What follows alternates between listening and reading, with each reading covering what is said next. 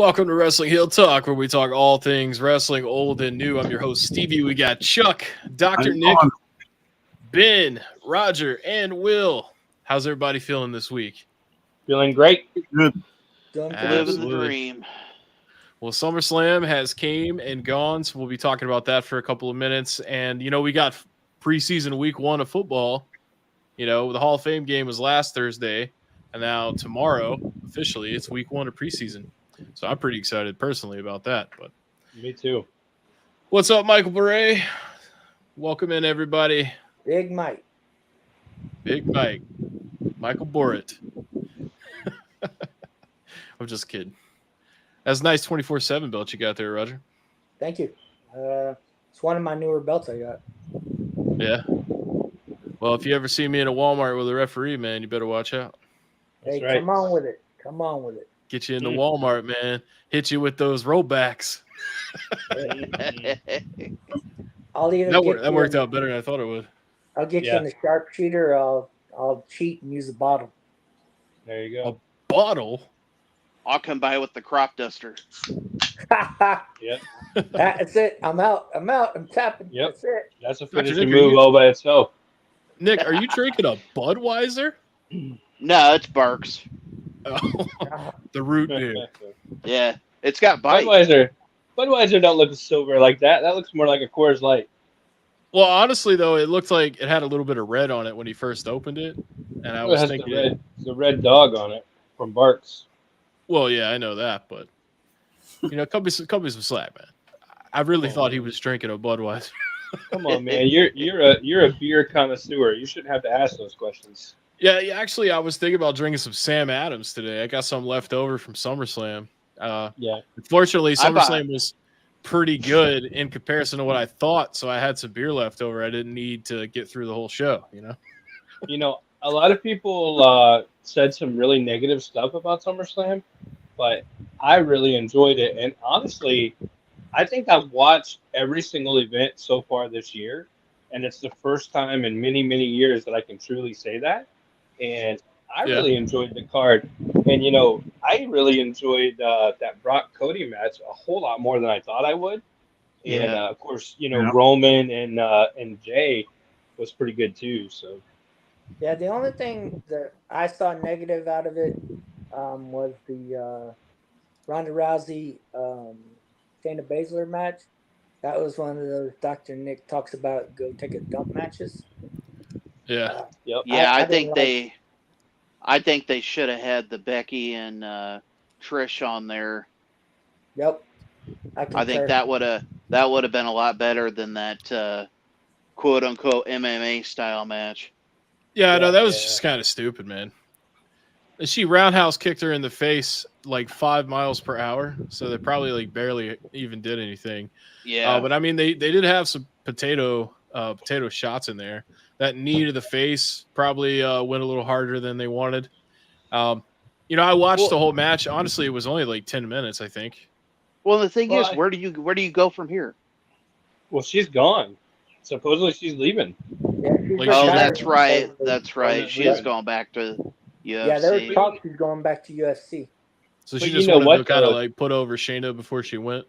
Yeah, but they should have done that in a regular match, or they should have done it in a submission style match, not the stupid fake UFC crap. Yep, I agree. Yeah. 100%. Because all that did was make UFC look bad, I think. Well, it made WWE look bad too for putting on a match like that they don't know the full spectrum of that type of a match. Yeah. Well, when they first announced it, I was like, are they really going to have an MMA fight? But then when I realized that they weren't going to do rounds and stuff like that, it was just going to be a match until it was over, I was like, yeah, this ain't going to be a real fight. Back in the days when they used to have the Lions Den match with Steve Blackman or Ken Shamrock, that made sense. That was a genuine, MMA style match. But for WWE, though, it should have been just a submission match, and you wouldn't have had to worry about any of that stuff, because if you had done that exact same match under a submission match or a regular falls count anywhere or anything like that, that match actually would have been pretty decent. But Yep. the fact that you built it up as a MMA bullshit, then that's where it fell apart because everybody was expecting, the octagon. I mean, I know I was expecting an octagon at the back of the arena, Same and here. when they put it together like that, they just shot themselves in the foot with it. Well, I But could if just see Vince in the office going, "That's good shit, man." yeah, but I think Yeah, like again, that if brawl you for had all. made it, you could have literally built an octagon in the back of the arena and made it more realistic than that. Yep. Or, like I said, false count anywhere. Make that a false count anywhere. Have them go up on the second story and beat the hell out of each other, and one of them, submit up there and, send her off the right way. But, I don't think Ronda gets nearly the credit she should. Yeah. And I still see people, even in the comments, people are talking about, I'm glad she's gone or whatever. But, what an athlete. What a tremendous athlete. Probably the most dominant female athlete, especially for a mixed martial arts in any of our lifetimes and that we'll probably ever see. Right. Even though, you know, she's gone supposedly. So we'll see. Yeah, supposedly she's going back to the UFC because I think it was Pena retired. So now she's going to go back and fight. Nunez. Nunez, yeah. Amanda Nunez. Yeah, she Nunez, retired. whatever. So now the word is she's going to go back and contend for the belt again because Nunez is gone. So apparently she didn't think she could beat Nunez. So now Nunez is gone.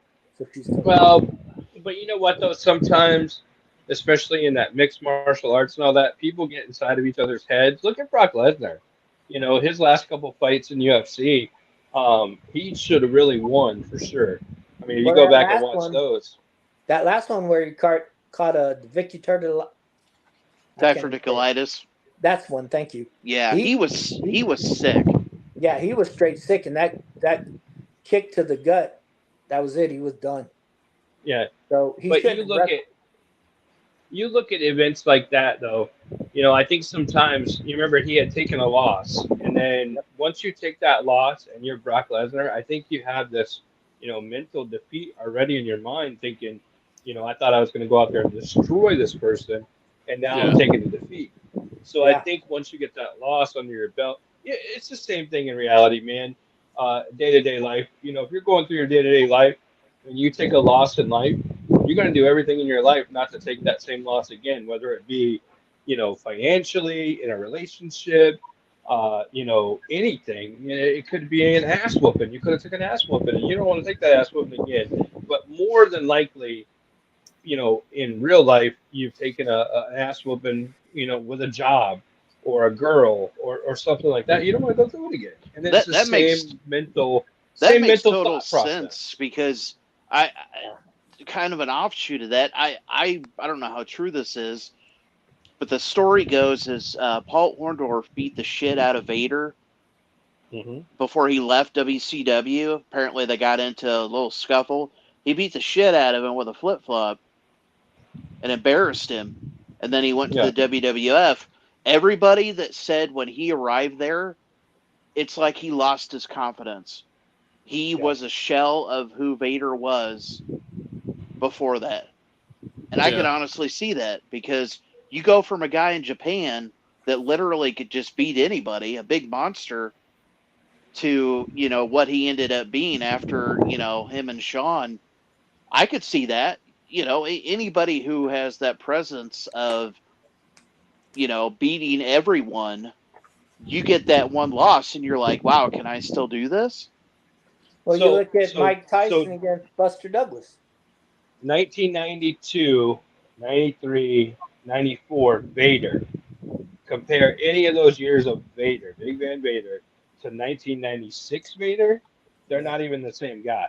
Oh, I mean, literally, it's not even the same dude. Like, when I was a kid, probably 10, 11 years old, watching Vader on WCW Saturday Night, he was legit a scary dude. Like, you, as a child, were afraid of this man.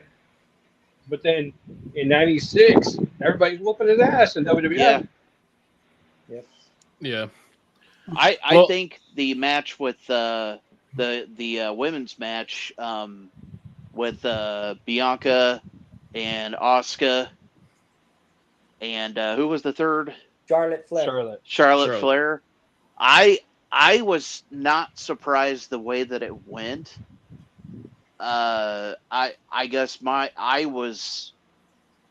don't know. I think I went into it not expecting much, but it ended up being a good match in my opinion. I was going to say that 450 off the top rope was pretty sweet. See, for me, that one wasn't. That one started off bad when you've got Asuka and Bianca in the corner, and then Charlotte has to stop and have the ref redo her outfit on the back because it popped open, and they're still actually trying to sit there in the corner like they were really beat up. What 30 seconds into the match, while she stopped to do that, that told me right there that match was going to go downhill. It was kind of like threw off the game plan. Everything, yeah. Tell you what, Bianca is a hell of an actor. For sure. I thought she was legit hurt. I mentioned this to Will. Same thing. If she was legit hurt, then it would make sense because I thought they were going to pass it off for Asuka to win. And then Will was like, no, she came back out. So that was my thought then. It was kayfabe and she turned around because at the end, she couldn't tell you which leg was injured. So, I mean, that was just one of those matches. For me personally, once that happened, the first 30 seconds, I was like, this is going to be shit. I think it was the right move. That's an old Bret Hart trick because Bret Hart used to pull that same shit all the time, where he would supposedly get hurt in matches and it would always be his knee, and then 5 minutes later he'd come back and he'd win the match and he'd be limping, but this time he'd be limping on the other leg. So Bret Hart used to do the same thing. That's the only thing that made me think it was real is because if you listen to it, as soon as you hear that boom from her hitting that the stairs, immediately she was screaming. So but hold on there. Have you ever been around a WWE ring? Have you ever touched those stairs? I mean, if you're falling from the top rope and you hit those stairs with your hands, you're gonna scream because you know how friggin' bad that hurts your hands. Well, now here's the thing: they have, and I'm sure you know this, Will. They have separate spots where they have separate steps. So, like one spot you'll have aluminum or whatever, so when you hit them, it doesn't hurt as bad. Of course, anything you get hit with is gonna feel bad, but it depends on where you are in position to the ring as to where those stairs are. And what's up, Larry?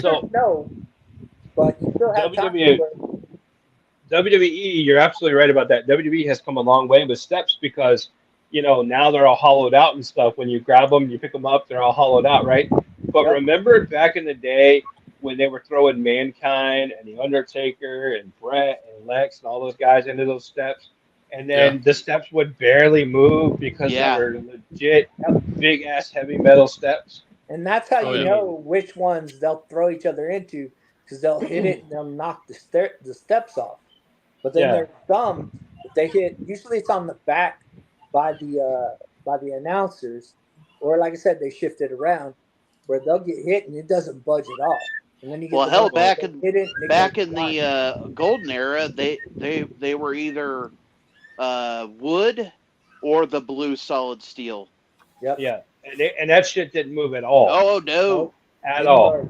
And then back then, you can remember some of the guys picking up the stairs, and legit, it was the hardest thing they'd ever done. They'd pick up the stairs and be like, throw them out of the way. Yeah, there was no throwing it into the ring like you do now. No, not at all. Not at all. And remember too, I know you'll remember this, but in the early Saturday night main events and the old wrestling challenge, remember before they put the blue mats around the ring? It was just concrete around the ring. Yeah. Holy shit! Think about that. I mean, you take a quick little spill out of the ring now, you land on a bunch of pillows. You know what I mean? Remember when Steamboat got DDT'd? Yeah. Sure do. He got legit knocked out. I can't remember who did it, but even he was like, was it Jake? Yeah. Jake was saying, I don't want to do this. And then when it came down to doing it, he thought he'd actually killed him. Yeah. Yeah, they covered that in his biography, I think. Yep. I think it was the right move for Io Sky to cash in. I think it made sense. It was exciting, Bailey and her come out there. Bailey's hitting people with the case, and here you've got a up and coming star, and I think she'll have a decent sized run, but I think there may be some feuding between her and Bailey at some point. Well, and Probably. me and Will were talking about this too, and I seen it in the other chats we had. People are like, "Well, she hit her in the knee with the case. Isn't that a DQ?" It wasn't a DQ because the match hadn't started yet. Right. So once she handed over the case and she was waiting for them to ring the bell, she was already up on the ropes. So once they rang the bell, she just did her swanton, and there you go. But hitting her. Hey, another quick point too. This has come up a lot this week. I've seen it in several chats and in different things. But you guys know, not just you guys obviously talking to me, but the guys out there in the chat room. You guys know wrestling's not fake, right? Like, I brought that up. There's predetermined winners of matches. We all know that, even though we don't talk about it. But look at some of the shit that's happening to these folks. It's not fake. I mean, look at the stuff that they're going through, and I can't imagine. I mean, I'm not saying I'm a tough guy because I'm not by any means, but I can't imagine taking some of these suplexes off the top ropes or some of these falls on the floor. Even though we just talked about it's a lot better than it was in the past, but it's still hard. Not a fake atmosphere. Well, did you see the huge list of people that are injured right now? Yeah. Oh man, there's a ton. Sonya Deville's out. Liv Morgan's out. Raquel can't fight yet. Kevin Owens. KO and Sammy's hurt. Sammy, I'm not sure about that one. I couldn't imagine taking a chop from Gunther. I just can't even. Supposedly Roman's injured. Yeah, right in the beginning of the match with Jay. Supposedly he injured himself. Well, thank God he only does a match every 2 months. That's what they were saying. Is it really doesn't affect anything based on his ring schedule? But I brought this up in the chat. I met DDP in Afghanistan, and the first thing he was talking to everybody, he's like, "I'm here to tell you right now, wrestling is not fake. You cannot fake taking a chair to the head. You can't fake." And you mentioned other things. He's like, "But wrestling is predetermined." Believe me, doing the indies from 2007 until 2015, I seen people get injured all the time. And a lot of it wasn't even, it was stuff that they would do all the time. Yeah. But, it would be, something would just go wrong, and it would be like a slip disc, or a friend of mine broke his neck doing a routine move. Look at Big E. Just a suplex over and missed it, broken neck. And now looks like he's been told he can't come back at all. Yeah, which actually goes into the next thing I was going to talk about. Doctors advised him to never wrestle again. In addition to that, it looks like Buddy Rogers and Rhea Ripley got engaged, so congratulations to them. Oh, nice. And, sorry for everybody else who thought they had a chance. Your chance just went from 0.06% to 0.01%. Dang, Dominic's going to be upset. Dominic's going to be. Did you say Buddy Rogers? Did I say Buddy Rogers? Buddy Murphy, my bad. The nature boy Buddy Rogers. I was going to say, I thought Buddy Rogers was dead. Yeah, he come back from the grave to hook up with mommy. Listen, I've been watching a lot of old school wrestling, man. So the name. So what did everybody think about LA Knight winning? I mean, we all kind of guessed it, but I thought the way it went and played out in the end with him and Sheamus, I thought that was a good way to do it. I also liked the Ricochet, Logan Paul. Yeah. I thought that was a good way to start off the pay-per-view. I thought that was great. I didn't like the ending. No, he's supposed to have metal in his fist, and then he needs brass knucks. Yeah, the ending I didn't agree with or didn't care for, but I thought the overall match was a great match and a great way. I think he should have, instead of the brass knucks, I think he should have hit him with a bottle of Prime. Yeah. Well, you look, that kid had a bottle of Prime, and he took a drink and dumped it on him. Then at the end, that kid had another bottle of Prime, so it's like, Yeah, then Michael said earlier He said Brock and Cody was his favorite match. The MMA match was not good. Plus the build up for it, so that didn't help either. Yeah, I could definitely see that. I agree. The Brock Cody match was really, really good. I thought. It was half and half event for me. I think I liked half of it. I would say beside the top match for me that night was probably the Intercontinental title match. I enjoyed that one. Drew and Gunther. Yeah, I thought that one. Only issue I have with that match is we've seen it like 3 times already. I'll tell you what, though, they're building Chad Gable up big time. Yep. Dude, happy about that. Dude is a beast. Did you guys see that match he had with Gunther? Yep. So Chuck made a point. Chuck made a point about 5 minutes ago, and I think it got swept under the rug, but I want to go back to that real quick. Chuck said, I would not want to take a chop by Gunther. Can you imagine being back in the day, like 86, 87 era, somewhere in there, 88, and being Ric Flair and Ricky Steamboat going an hour every single night in matches with each other? How many times those guys got chopped? I mean, that right there, can you imagine? Like, they must have, I mean, first of all, here's the thing. First of all, the very first match, you're going to take about 20 chops, right? So you're already going to be sore as hell and hurting like crazy. Then the very next day, you do it again for another hour. I mean, at some point, you just want to lay down and cry because you can't hardly move because your chest hurts so damn bad. And then you do it again the next day. So I think selling the move easier. I've brought this up before about why I don't like AEW so much. And Ben can agree with me on this one. It's like they have a certain amount of chops each match has to do. I mean, for like, I don't know, 5 minutes, they're switching back and forth on doing chops on each other. And it's like, okay, 1 or 2, like Rick used to do, he'd be doing it a few times, and then they'd wrestle, and then he'd do it again, or somebody would chop him. It's like these guys start chopping each other. It's like a race to see who can get more. I don't know if anybody remember this or not, but during the mid 2000s, it seemed like WWE had an obsession with Irish whips. Yep. Yeah.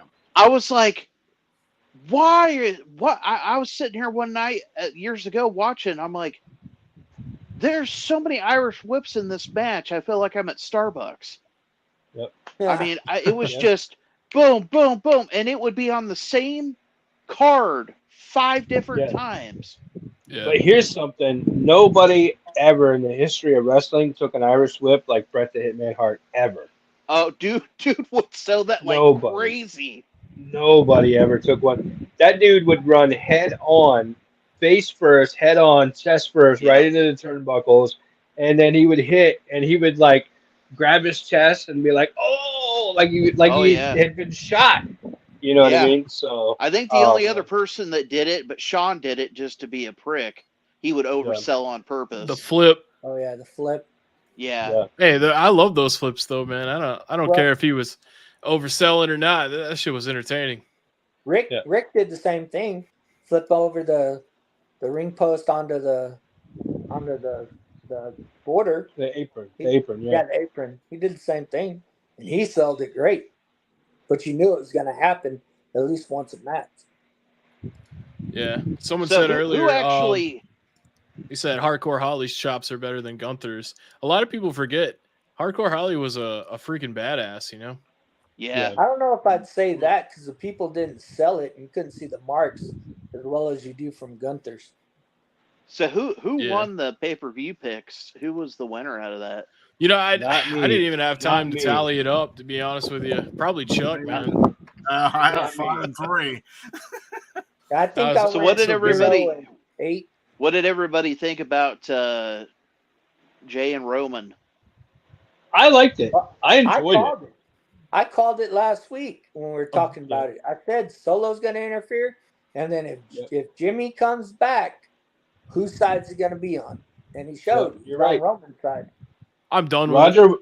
Roger was spot on. I don't want to see that shit anymore. I'm sick of it, dude. Roger was spot on with calling all that. What'd you say, Chuck? I was disappointed in it. I thought it would be better than that. I thought it would be somebody else besides him coming out and then kick his own brother. I just thought, come on. Yeah, they all just need to have a fatal. What is there? They 4 are. of them. They are at SummerSlam. The poster's already out.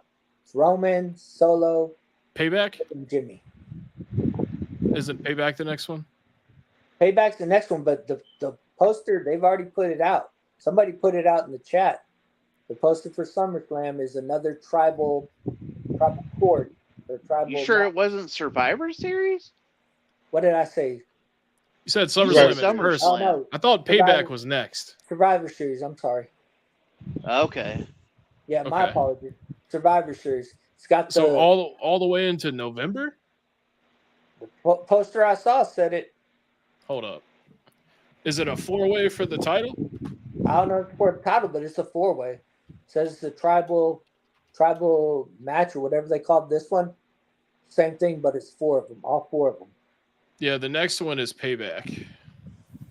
Yeah, so I'm gonna be stupid and say it starts with an S, but It's in September 2nd in Pittsburgh.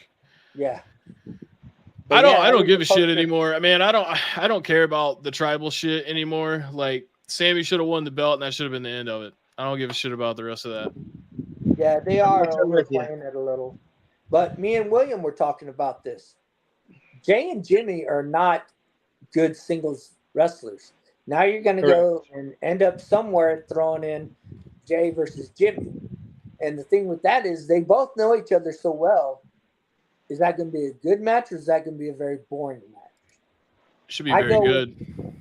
I go with boring because they're going to throw the same moves at each other. Well, you end up with the Shawn Michaels, Marty Jannetty stigma, where you know damn well Jay would make a career out on his own, and Jimmy wouldn't just flounder. I mean that's what happened with, everybody thought John Morrison was going to be the star out of the Miz and Morrison. Look how that ended up. Yeah. I just think if you split the Usos, I don't think it would work. Oh, I agree. Me and William were talking about that. Yeah, one of the Usos, whether y'all want to admit it or not, the Usos are one of the greatest tag teams in professional wrestling of all time. Whether you want to admit it or not, they are. They are up there. They're definitely up there. They're in the top 10 kind of category, and it just for nothing else, longevity alone, they have lasted and lasted compared to they've evolved. I mean, they went from the painted faces and the long hair to more of the street type of wearing the hooded sweatshirts and becoming more serious. And as soon as they did that, I mean, the match they had with the New Day, was it in the cage match or the Hell in a Cell? I think it was the Hell in a Cell where they had it against New Day. I mean, they beat the shit out of each other. Yep, and it was great. So they're one of the greatest tag teams of all time, and there's just no doubt about that at all. But anytime you try to split up a great tag team, it's just never good. Never good. Yep. Yeah. I mean, I do like the Usos, but they need to get a whole new package going with this whole situation. I just don't think they know what else to do, so they're like, well, who else can we beat Roman? We don't really know. So here's the last thing I'll say about this because we got to move past SummerSlam. But here's the last thing I'll say. Triple H said that this whole Roman thing and the whole tribal thing and all that, it's all part of a greater story, is what he talked about when he was doing the press conference. All part of a greater story, and these guys haven't really finished telling that story yet. But the thing is, it's been so long now that everybody's ready to move on from the story. And here's the thing: if tomorrow you had Cody or Seth or Randy or AJ or whoever come out and just beat Roman and take the belts, then what? Then what do you do? So that's the thing. I think that's why they're going so long with this, is because the very next angle after this, where is it going to go? Yeah, we talked about this last week. There's no true new face for the WWE. It's Roman. Now you can Correct. turn around and disagree and say, "Oh, it could be Seth." No, the longevity of Well, Roman is that he's not going. There's nobody right now that could take over being the face of WWE. I'll say one last thing, and Roman made it pretty clear, and it made sense to me. Was in that promo he cut on Jay, he said, "You know what? If you beat me, you'll be the tribal chief, but I'll always be Roman Reigns." Yeah. And he's right. Does not matter if Roman has the titles or not. He's still Roman Reigns. He's still going to be one of the top guys. Correct. It's that example of the belt does not make the man. The man makes the title. And in that case, Roman does not need a championship to be Roman Reigns. So him losing the title is not going to make him look like crap.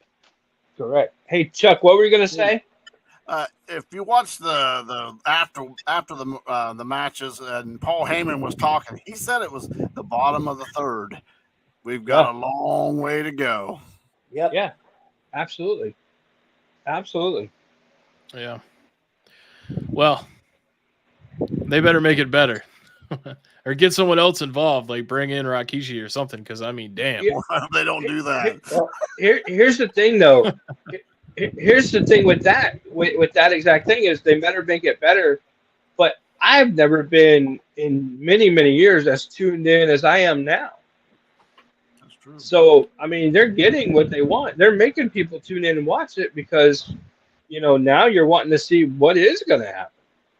Well, we've talked about that over and over, but the push should be for Gunther to do that. Now, here's a thought. Chad Gable doesn't win. LA Knight comes up. Could LA Knight beat him? And then Gunther would move forward and get the push. There's so many different angles that you could look at for different things right now. I'd be willing to bet that Gunther never makes it to that top level, just like Honky Tonk Man didn't. Okay, I could see that too. Honestly, I think the next top guy is Damian Priest. I agree with that. I could see that very much so. Yeah. And if he Let's goes go after ahead. Roman, Let's go ahead and move into show and tell. We spent about 30 minutes on SummerSlam. So who wants to go first for show and tell this week? Well, you're first in line. All right, I guess I'll go first. So, I mean, the first part of my show and tell, I don't actually have present with me. It's in the other room, but it's so bulky that I'm not going to actually show it on screen other than a picture here. But I bought this huge DVD lot off of a guy on eBay, and the majority of them were in like new condition, which is awesome. And I didn't have the majority of these either. There are some duplicates, which I'll probably throw up in the next time that I do a sale with everybody. But that's the first part. And then I have some actual stuff to show too, but only a couple things.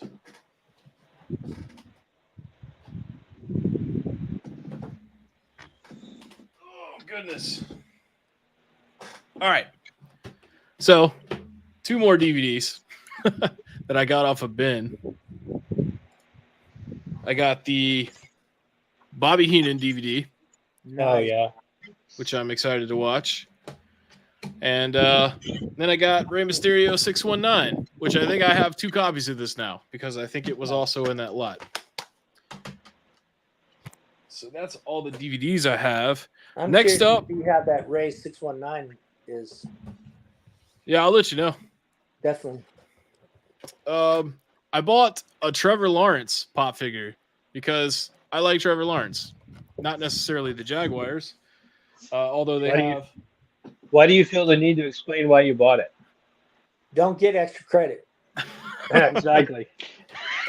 And then I bought this Bianca Belair pop figure off of Amazon, and of course it arrived fucked up. Yep. I don't know if you guys see that. But what's crazy about it is in a box within a box, and it's still screwed up. So it was screwed up in the warehouse before they shipped it. Lastly, I got the Fiend Ultimate Edition on Amazon, which showed up in great shape.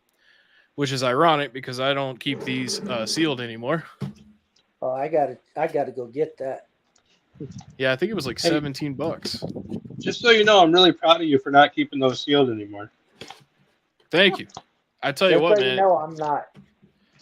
The first time, I have some figures that I'm keeping sealed, but the first time that I opened those basics, remember a couple weeks ago I had a couple basics and I said I opened it and immediately I felt bad. Well, after I opened that Ultimate Warrior Classics, I didn't feel bad anymore. And I just destroyed this box. Damn. I didn't realize there was another thing of tape. Son of a bitch. Rookie. I was trying to keep the boxes in decent shape because I'm keeping the accessories inside. You know? Dude, how many fucking pieces of tape? I gave up on that. I just started using Ziplocs. That's what I'll probably do at some point. I have an entire Ziploc bag full of nothing but hands. Hey, me too. I know the feeling. I know the pain. You know what, man? This box is just not going to make it because for some reason they taped it like 8 different spots. Look at that. That's just a beautiful figure. The Ultimates are really cool because a lot of the figures I will pose before I put them in my cases. And the Ultimates with all the articulation, I mean, you can practically do anything you want with them. Yeah, I just have them loosely displayed in my theater room right now. But that's sick, man. So doesn't feel bad. Doesn't feel bad at all. I'm finding that one because I'm a Fiend fan. So yeah. Also, do you have the Alexa Bliss one? Because it was on sale on Amazon, I think, for like $14. Alexa, come on. Yeah, I believe I do. Every time I say her name, the fucking thing goes off. Ah, All right, who's next? Chucky. Alrighty. Mr. Chuck. Chucky, quack, quack. Moment of the that's night. that's a heartbreak kid. Y'all put some respect on his name when you say it. Now I got me Flair. Nice. Woo! Woo! Woo! And I got me another one. Woo! Yeah, That's one double of those woo. case. Chuck's like, what the hell are these guys wooing for? And I got me another one. That's three-way. Woo! Ooh, that's the LJN Flares. style. That's Very nice. cool. Got a So he couple had of two flares. different ones with the blue and the red. Is that a chase? I got another one. Ooh, that Dang, one's signed. Woo! Is that How one many signed? Oh no, how many I flares thought it they was make? signed. I saw the. Oh, they made a ton in the Jack's Classics. I had no idea. And then I'm wondering, are you a fair I got- clanner? Zeus. Oh, Zeus. nice. Gotta have Zeus. And I Brother love. love. I love you. Absolutely. Hey, speaking of Brother Love, I put up a Brother Love autograph last night on the live and nobody bought it. I'm like, I the was gonna stuff ask. that I was the gonna stuff ask that you about doesn't that, sell, bro. the stuff that doesn't sell sometimes just blows my fucking mind. Go ahead, Chuck. I'm sorry. Heartbreak Kid, go for it. yeah, and I got old Gorilla Monsoon. Hell yeah. Wow, that Gotta was love It's a Gorilla. happening. It's a happening. That's what girls used to say. It's a happening. Yeah. And then, like I said, got me another Zeus. There you go. Nice. Can't have too many Zeus. Then another Brother Love. Hell yeah. I love you. Let's see. This one I like really well. I think this is a pretty cool.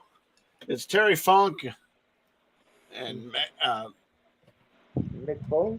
Mankind. Foley. Mick Yeah, Foley. Oh, Yeah, that's man. really cool. that is cool. So I've seen two of those in about a month, and it's the first time I've seen them since like 2006. and then I got this Hulk Hogan. Well, let me tell you something, brother. Yeah. And then I got me another Hulk Hogan. Oh yeah. And then Chuck's this one- 2 weeks worth of pickups this week because you missed 2 last weeks. week. Yeah. Then I picked this up today. Nice. Oh hell yeah! But Nice. this next thing I'm going to show you, I'm pretty sure Ben and William will really like this. It's a poster, but it's on material. Looks like you already got that mini pop in your background, mini pop collection. Oh wow, Nice. Which?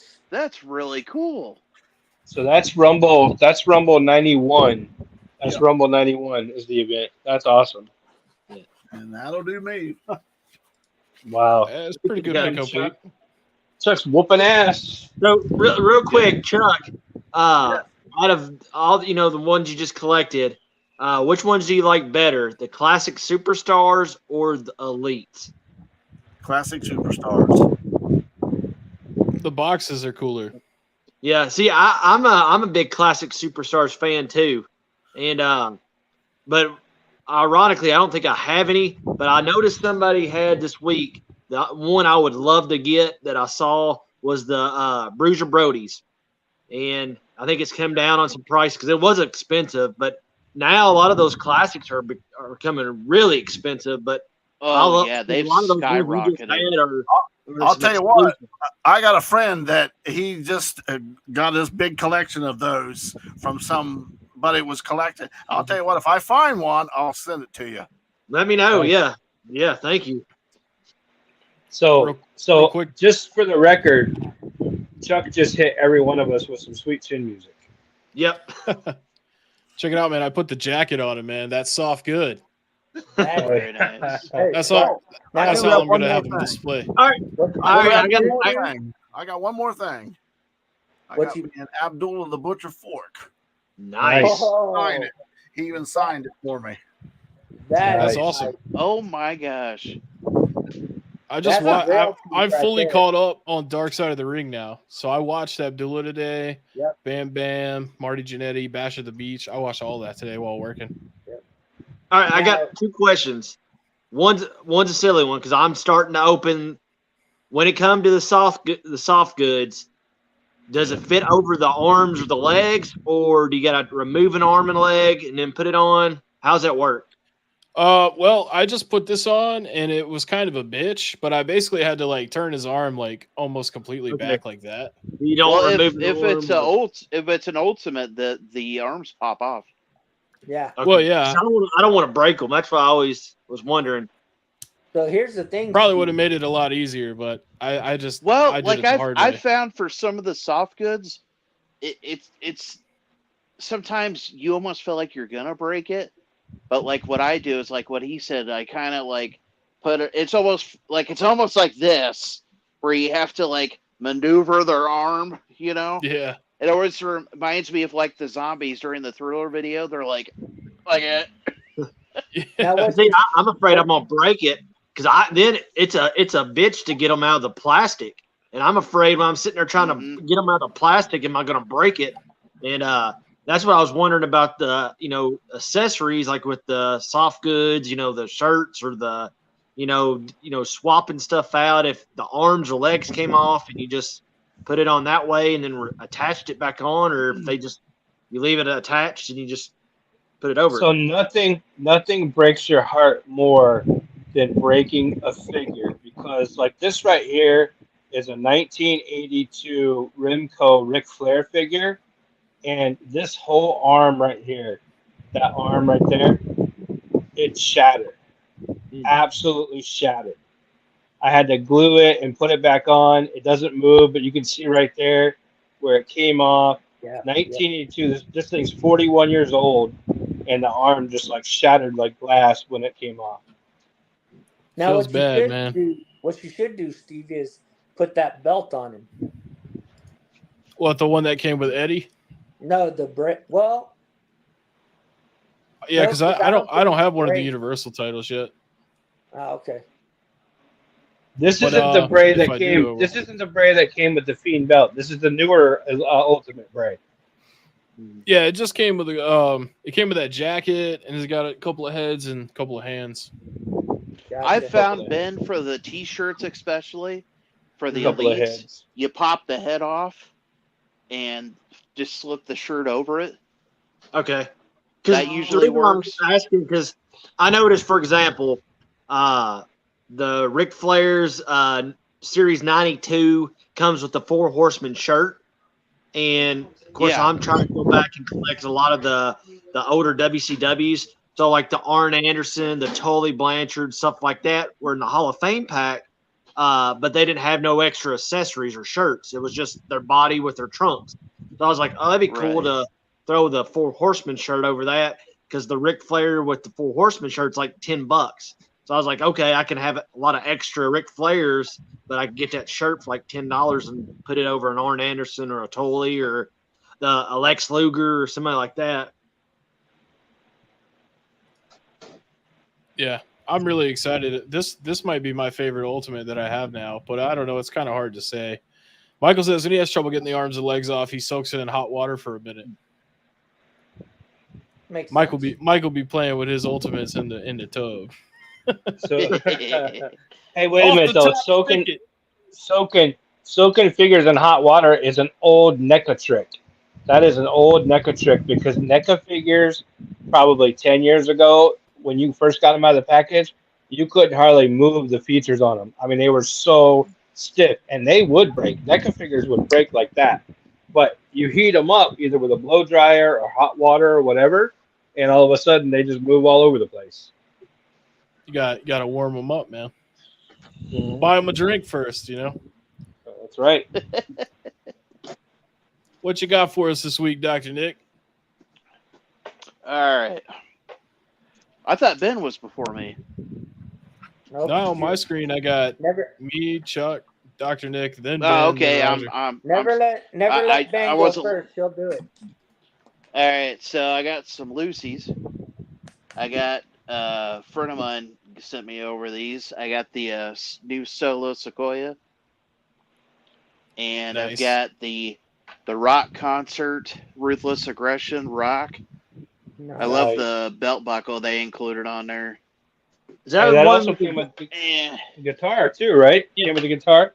Yeah, it's got the guitar. So, Nick, did you get that? At Walmart or a store, or did you have to order it online? That Rock figure. A buddy of mine, he pre-ordered a bunch of the Ruthless Aggression, and to make sure he got a good box, he ordered 2. Because these will never show up in my stores. Yeah, my Walmarts around here do not restock very well. Yeah, I just noticed it this weekend. That's why I sent it in the admin chat that it started hitting the Ruthless Aggression started hitting the stores with the new Superstars. But as all, of course, it's always out in California first. So I was like, well, give us a few weeks or a month and we'll get it. But I didn't know if it's already the Eddie Guerrero and the Rey Mysterio Ultimates are starting to hit the Midwest stores. Okay. I found, like I said, Go ahead. They've started to pop up sparingly in the Midwest, but it'll probably be another month before that happens. Yeah, I was shocked when I hit that motherload here in Texas, and they had it on end cap in Walmart. Yeah, some of the comments says that Rock's at Walmart, but I guarantee it's not at my Walmart. My Walmart doesn't have anything but disappointment. What did you say about Eddie Guerrero? The Ultimate Edition Eddie Guerrero, it's like his 2004 championship run. It's got like the red tights. Let me see something. And it comes with like the undisputed title. I got it. I'll run and go get it real quick. Yeah, I got it right here. King Booker. I was pretty hyped to find this. I love when Funko does characters they've never done before. I agree. And this one, even though it's a that Booker's gonna look good signed too, man. Talking about these, I'd like to get that signed. I'll tell you what. Even though this is technically a screw up on Funko's part, you guys tell me. I'm going to show it to you first, and you tell me what's wrong with it. So this is the Paul Bearer and Undertaker 2-pack. What's wrong with it? It's a good question because I got that and I don't even know. It looks like it says WrestleMania 4 back there. I can't tell. Well, this is WrestleMania 9. Taker didn't switch to purple until later. What was it? Later '94. SummerSlam '94. SummerSlam Yeah. '94. It's the first time he So wore these purple. he's supposed to be wearing gray still. Yeah. So yeah, they screwed that up because he went away in '93 after the casket match between him and Yoko. That was in January of '94 at the Rumble. Yep. And then he came back at SummerSlam.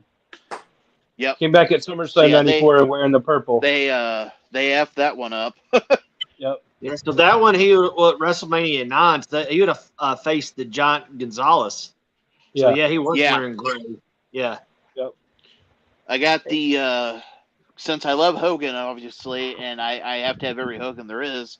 I got the Coliseum Collection Hulk Hogan. Hell yeah! Oh, that's awesome. Technically, this is fantasy attire because he never actually wore this. Just like the LJN that was made for this.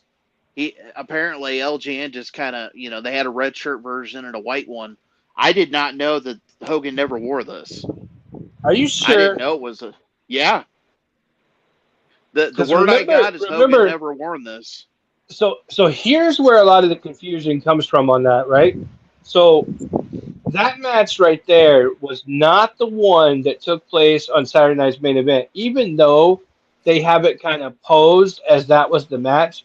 That match right there actually took place in Colorado before that match on Saturday Night's Main Event. So I would double check on that fact because I think that may be correct attire for that pre-match. I can't remember, but I read the story on that, and the match that took place on Saturday Night's Main Event is what they were going for. But if you remember the match they had on Saturday Night's Main Event, Hogan was wearing blue trunks. Mm-hmm.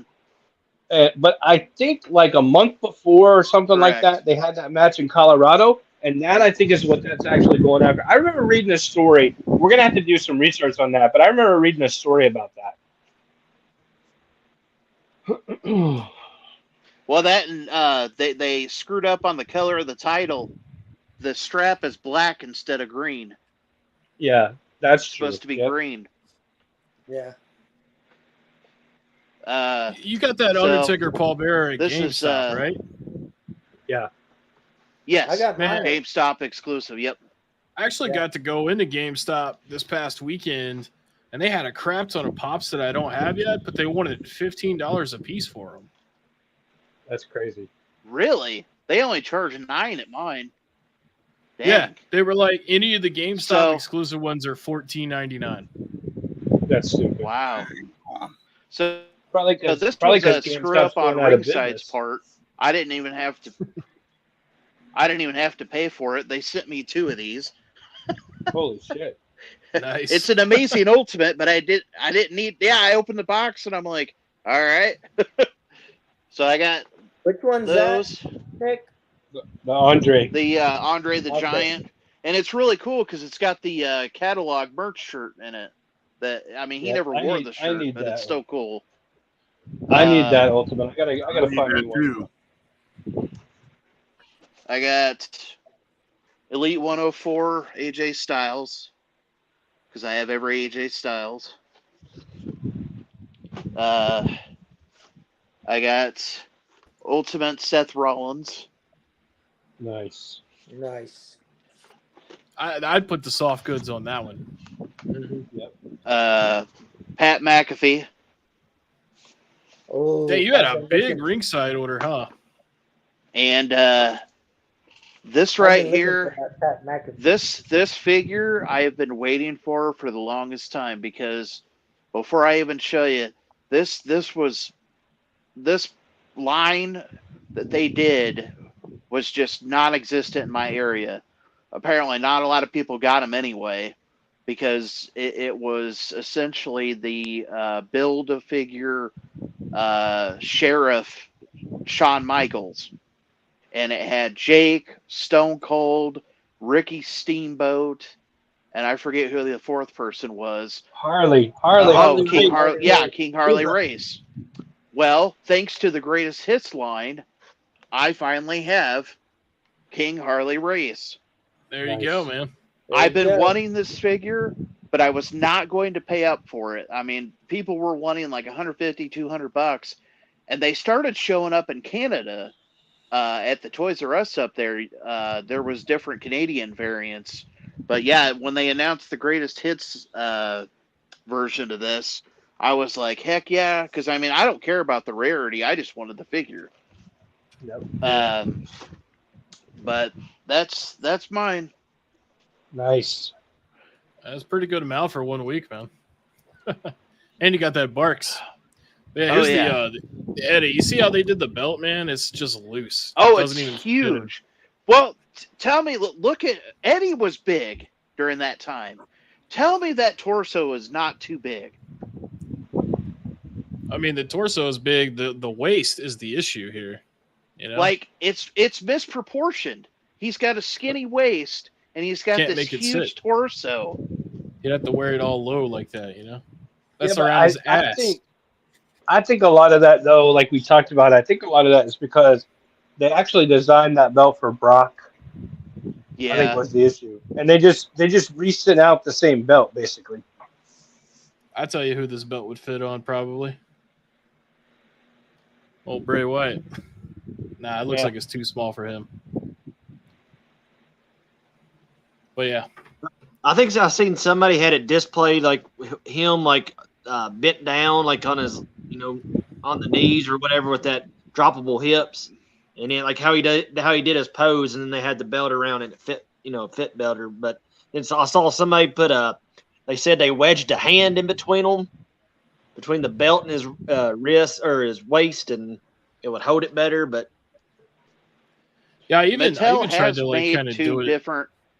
Mattel's like made this. two different versions of that belt: the version 1 and the version 2, because Yeah. they had two different versions of the belt after Brock lost it. Yeah, The earlier version was actually smaller plates. much smaller. Hogan had it. Yeah. Anyways, Ben, it's your turn for show and tell. all right, You well got something this week? mine was quick. I actually had a good Saturday finding figures at we have the 127 yard sale, so it goes all the way through 4 states. I think from Ohio all the way down to Georgia.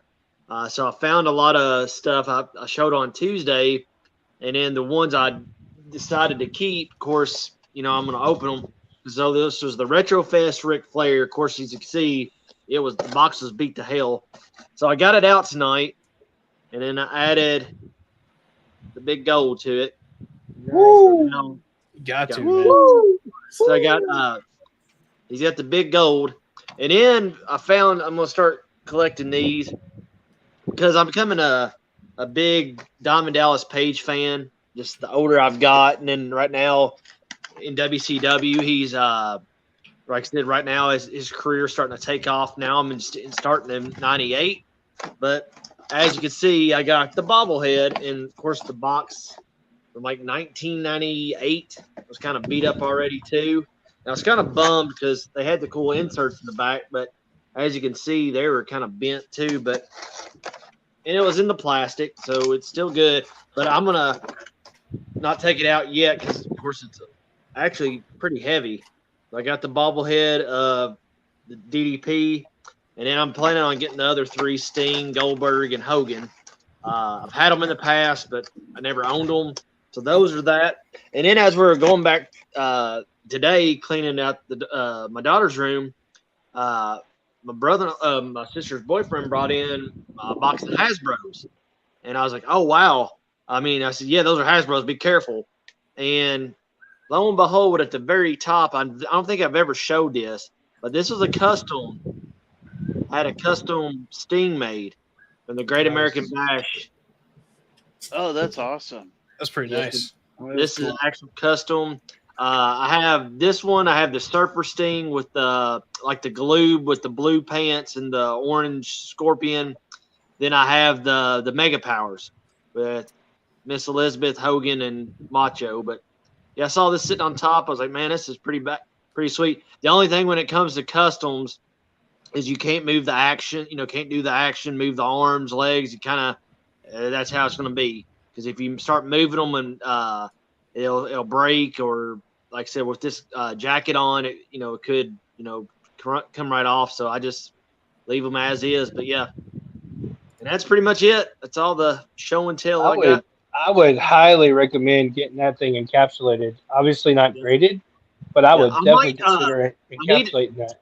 When you talked about that, I definitely would like to get the Mega Powers because get all three of them together, and they're all in the yellow and the red, like how they actually made the new Mega Powers, and with Miss Elizabeth from the SummerSlam Elite. But that'd be these. Because I was just sitting there thinking today, I was like, what could I get, encapsulated? And matter of fact, these would actually be great, these customs. Definitely. Yep. So I have a quick question about the encapsulation thing. Because I've seen it, but I've never actually had it done. So like when they put a figure in there, what holds the figure down? We got some pictures. We got some pictures. We'll go to that right after Will and Roger go on their show and tell, and we'll talk about that. Two things with that too. Also, too, Jeff Lowell is going to join us next week, and he's going to kind of talk through some of that stuff too. But we'll cover that here in just a minute. Roger, what you got this week? First or me? It don't matter. I can go first. I don't have much. Yeah, I got quite a bit. So. All right. Yeah, I don't have much. Hey, so I know you guys already saw this tonight because Steven had it too, but I bought the same shit. So great minds think alike. Great minds think alike. And just like Steven, you guys already know these bad boys got to be. You guys found those online, is that correct? Yeah.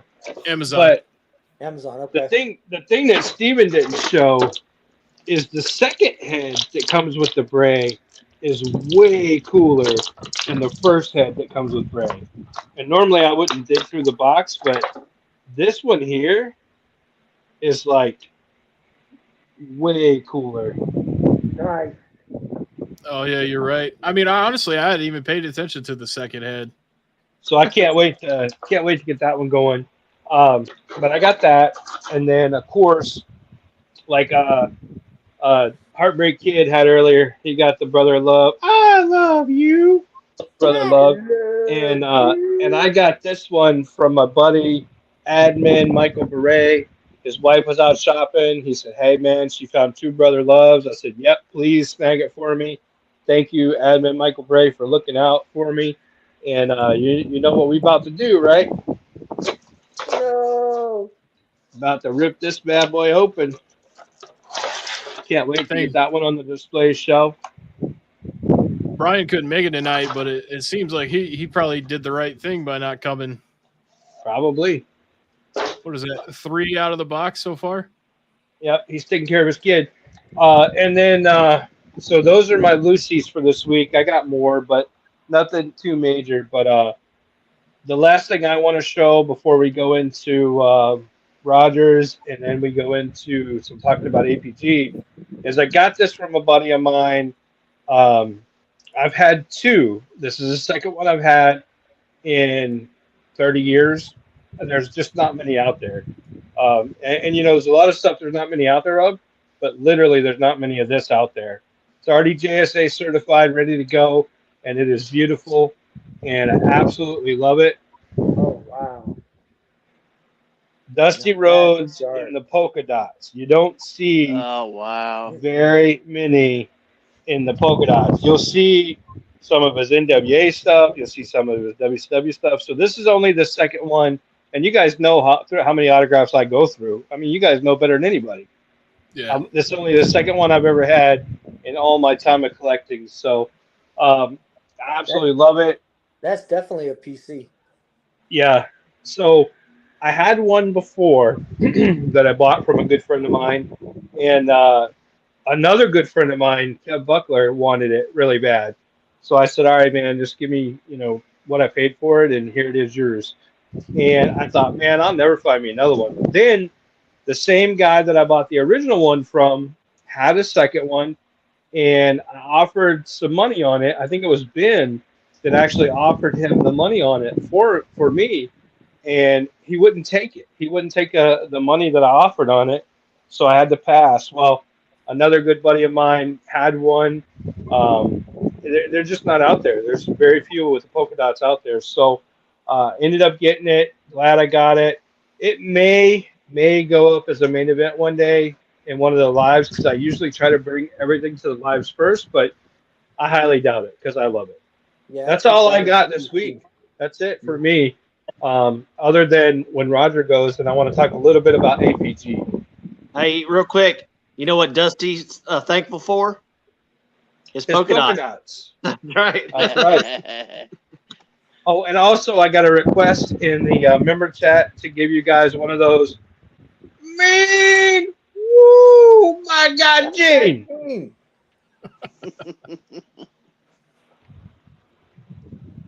Roger's up to you. No, that's my favorite. And then when you do that, and then when Steven does the grunt, those are my two favorites. Yeah, I haven't done the grunt tonight yet. You might. You didn't even do the grunt on that Dusty. Well, to be honest with you, I know you got that black and white poster signed because I was there when you got it signed, and that's way cooler. But polka dot Dusty's always good to see. I'll give you a grunt. I'll give you a little grunt.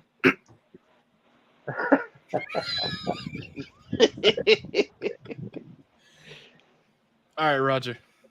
Roger. Right, so here we go. I got quite a few. I've been holding on, mixed in for the last couple of weeks. I found a Mae Young series. Hold on. Oh no, it's this a collector's edition. Yeah, collector's edition. I found that at a Walmart, I believe. It may have been a Target, but I believe I found it at Walmart. And then what you were talking about earlier, the Eddie. Hell yeah. Yeah, so shout out to Joey White, man. He was the one that I got my Eddie through. So I appreciate him finding that in the wild and sending it my way. Yeah, so I got to thank William for this. I've been a huge fan of these guys from forever. Michael nice. PSAs. Hell yeah. But between the Von Erichs and them and the feuds they had, that's what I grew up on. This for me to have this is just awesome. I got to thank Will for Bad Street, Atlanta, TA. That was them. Good and the auto. Von Erichs were my favorites back when I was a kid. And then another one from William. Love my Dustin Rhodes. So got another autograph of the Dustin Rhodes. Very cool. Very cool. And then I'm a huge Trish fan, but not from the Thank You Trish era, but from the old era. And I got that from William as well. Look at that pink pop. Yeah, you can't see it. Just pops. It doesn't do it justice on the screen, especially with the glare. But yes, in person, that pops. Yep. Trish always has a good pink, you know. Yeah, definitely. So then, two people have already shown it, but Brother Love. I love you. That's right.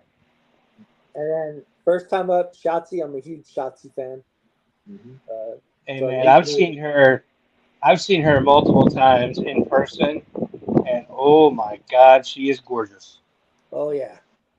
And now, then if they do an ultimate for her, it better come with that tank.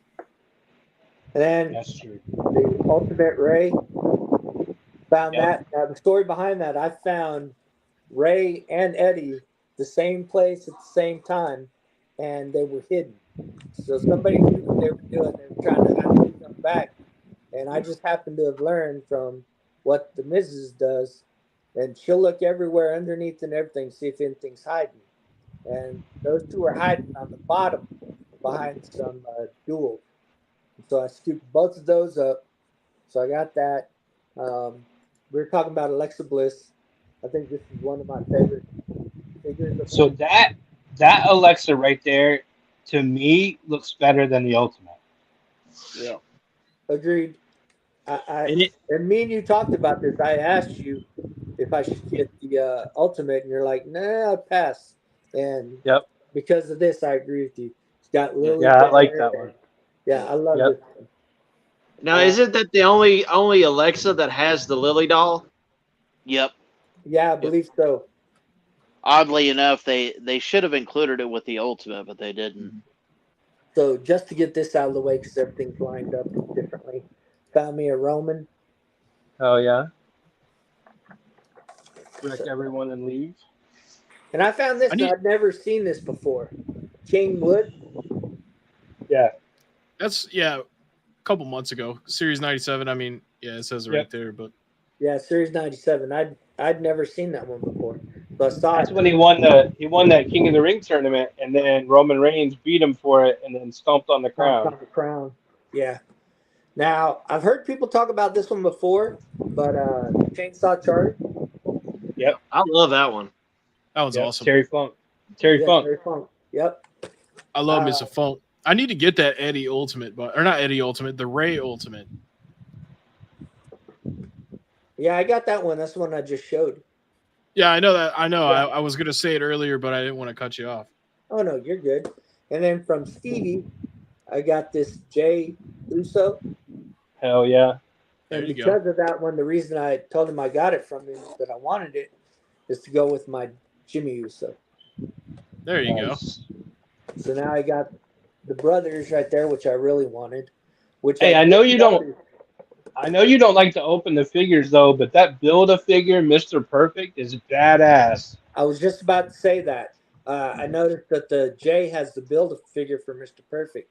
So I'm going to go back and have to get the other three so I can get build the Mr. Perfect. Same thing as I did the Mean Gene that you got, William. Yep, absolutely. So you need Zeus, Hogan. I think we Zeus, won't, Hogan, hey, Roger, and Ziggler, right? Roger, we won't tell anybody about Mean Gene until it's time, though, right? You're correct, sir. You are correct. And then I found the Edge Elite. Nice. And then to add to that one, I found the Edge Ruthless Aggression. Nice. I like it. I like that. I like that one.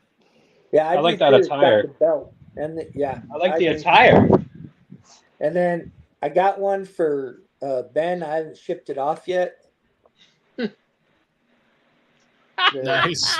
JBL. Ben don't need that, man. That'll probably be going in the mail in the next couple of days. You're welcome, Ben. Yeah, just be looking for it. Yeah, I'm sure he will. And then the Kevin Owens Stone Cold shirt. Nice. I found that one. God damn, Roger. Enough's enough, man. Hey, I'm sorry. Roger raided a Walmart. Yeah, I know. Hey, I told you guys they had that end cap at Walmart and they had so many figures. I was a kid in the candy store. And the missus is like, go ahead. And I'm like, oh, all righty. Well, Roger, if anybody deserves it, brother, you deserve it. So I'm glad to see it. Thank you. I appreciate it. Got these from Ben. I'm actually a huge Sammy Guevara fan. Nice. Got these from Ben in one of the auction things on Tuesday night. And I got the other one. Yeah, both variants. Nice. Yeah, both variants. And I'm extremely happy about that. And to be honest, I got 3 more things, I think. This is from Advent Michael Bure, Big Mike. It's a son Missy Hyatt. Missy Hyatt. Thank you. Yep. Missy Hyatt. I was a huge fan of hers back when she was with Eddie Gilbert. Huge fan. Yep. Mm-hmm. She was a great manager. Smoking hot. Between her and Baby Doll or Miss Precious, yep. I'm at a hard guess as to who's the best because I love them all. And then from William, can't go wrong with a Hulk Hogan. Hell yeah. Gotta invest in Hogan's now. Invest in Hogan's. Well, let me tell you something, brother. I also got the Honky Tonk Man. Yep. And KO. Nice. And gotta do that shake, rattle, and roll. Yeah, you can't go wrong with a honky tonk. You better get them now. No, you can't. You can't. And if I can make a point real quick about that honky tonk, guys, when he does appearances, which is extremely rare, he's a minimum of 50 auto, usually more, 50, 60, 70 and up, right? But Yep. I put those up. I think I put 4 or maybe 5. I can't remember of those up at 30 apiece and said, "All right, who wants them?" And they all sold out instantly. So Yeah, I what a jumped great on. What a great investment. And it's Fitterman COA, Yep, so certified. they're Yep. certified. Yep. And then I think I got this. Yeah, I did. And then the Ultimo Dragon from Freedom. And then you can't Yep. go wrong with the $1 billion Bray Wyatt. Now, if you reach out to Ray Hall, one of our members, he said he would give anybody who bought one of those dollar bill protectors. So if you need one, reach out to Ray. I Definitely. tried, and he hasn't sent me mine yet. What? Yeah. Yeah, you know when I bought them from you a while back. Yeah, Yeah. I've reached out 2 or 3 times, and I haven't received them yet. Well, shit, that's weird. Yeah. I'll And ask then him.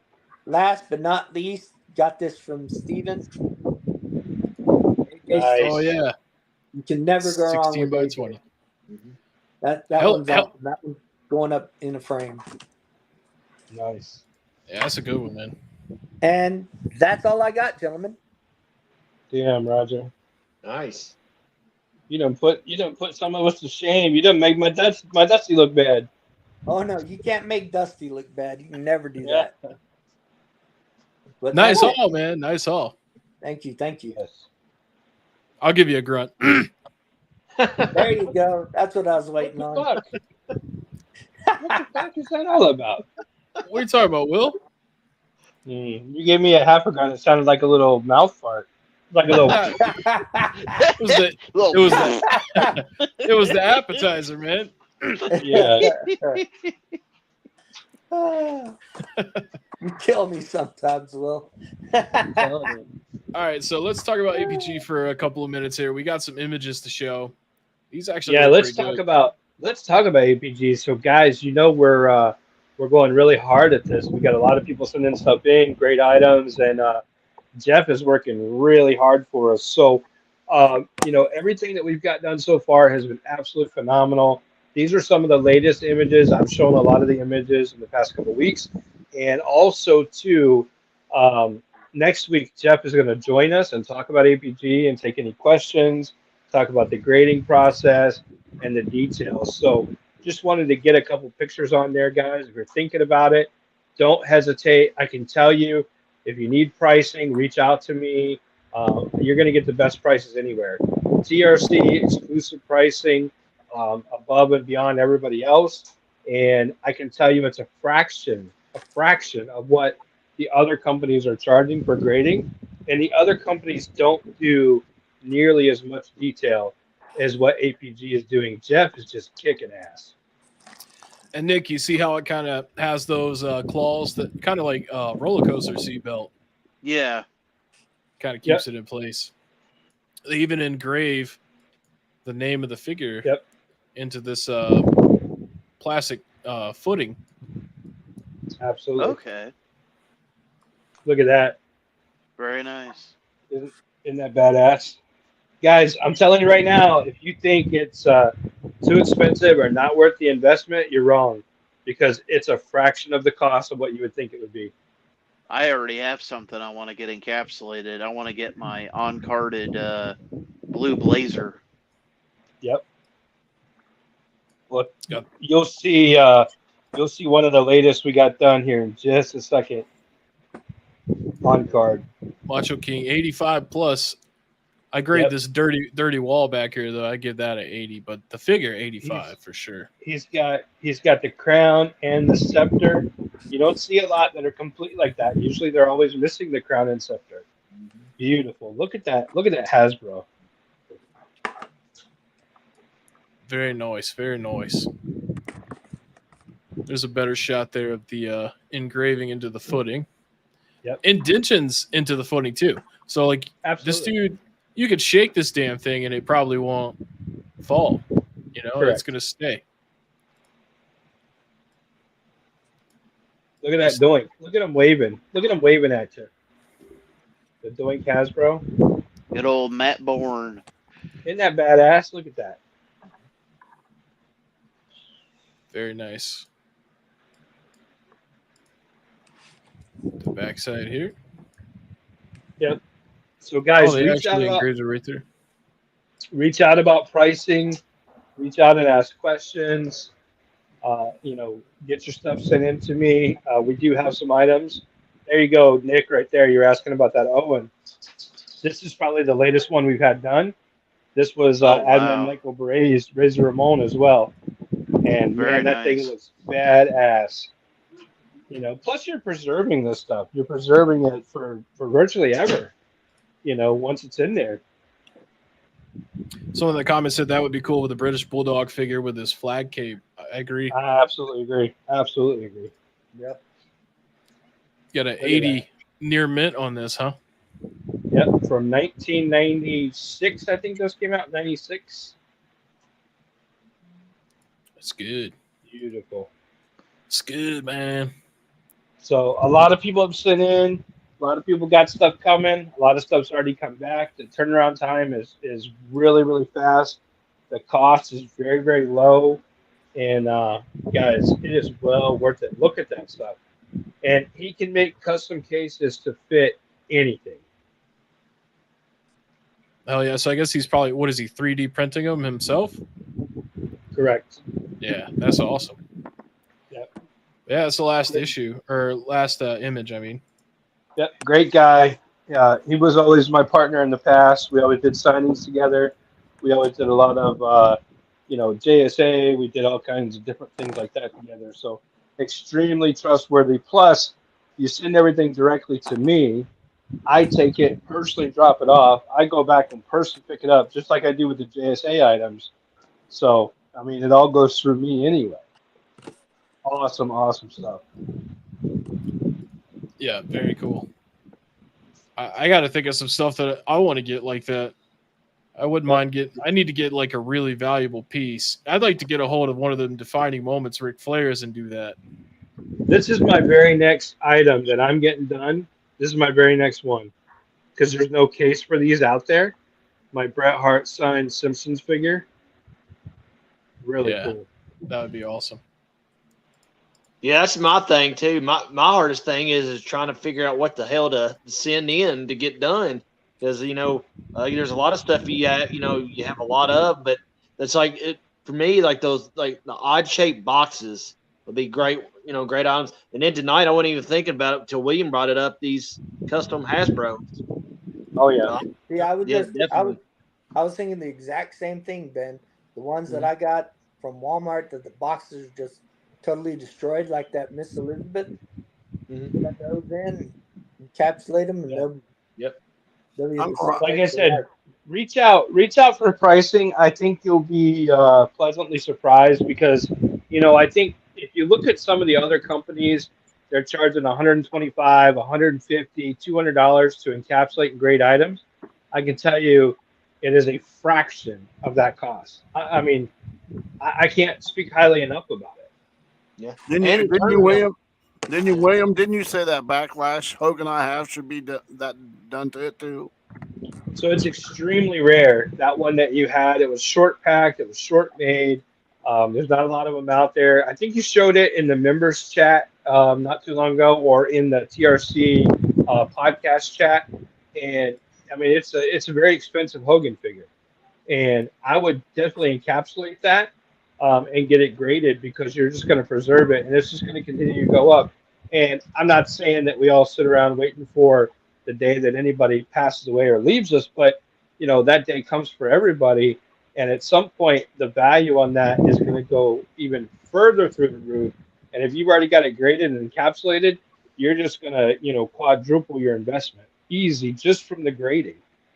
Okay. Someone in the comments, they said they might have the Ric Flair I'm looking for. I might be interested in the blue robe defining moments, but I was actually talking about the butterfly black robe. The I think it's $100 now. I think it's pretty expensive. But next up, I saw this. I guess you would call it kind of like the Facebook post, and it said make a faction with one person from the Golden Era, one person from Attitude, one person from Ruthless Aggression, and then a current superstar. So we did a couple of these, and I think I got a couple of guys I got some images here of each person's thing, but I don't think I got Roger and Chuck's. But if you guys did it, we could just also just verbally say them. But first up, got Ben's here, and he picked Jake the Snake, Undertaker, Kane, and Bray Wyatt, and he would call them the Unholy. So that's a badass team right there. And ultimately, every one of those guys has been a heel at some point. So that would definitely be a truly heel faction. Very, very cool faction.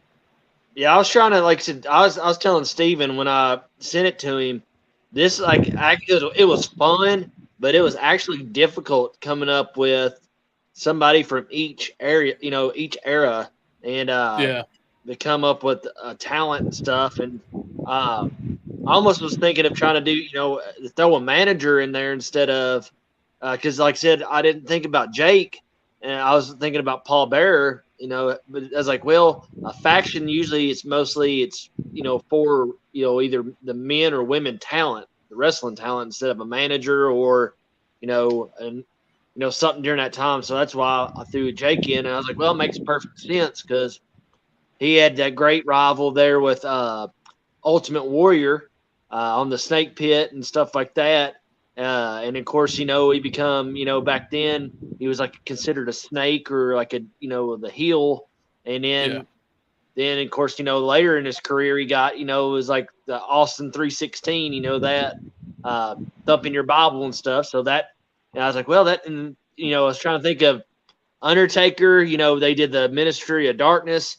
You have the Brothers of Destruction with Kane, Kane versus, in the Bible, Cain and Abel. So you got Kane and then Bray Wyatt, which popped in my head when Undertaker come out right after he got inducted in the Hall of Fame and, kind of whispered into Bray Wyatt's ear and stuff. So I was like, man, those four together would have been a pretty badass faction to come up with.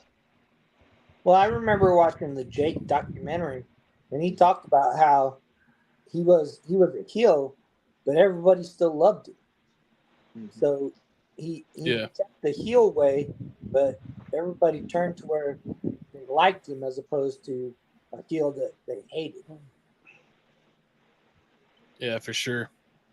I think this faction could work. I think it could.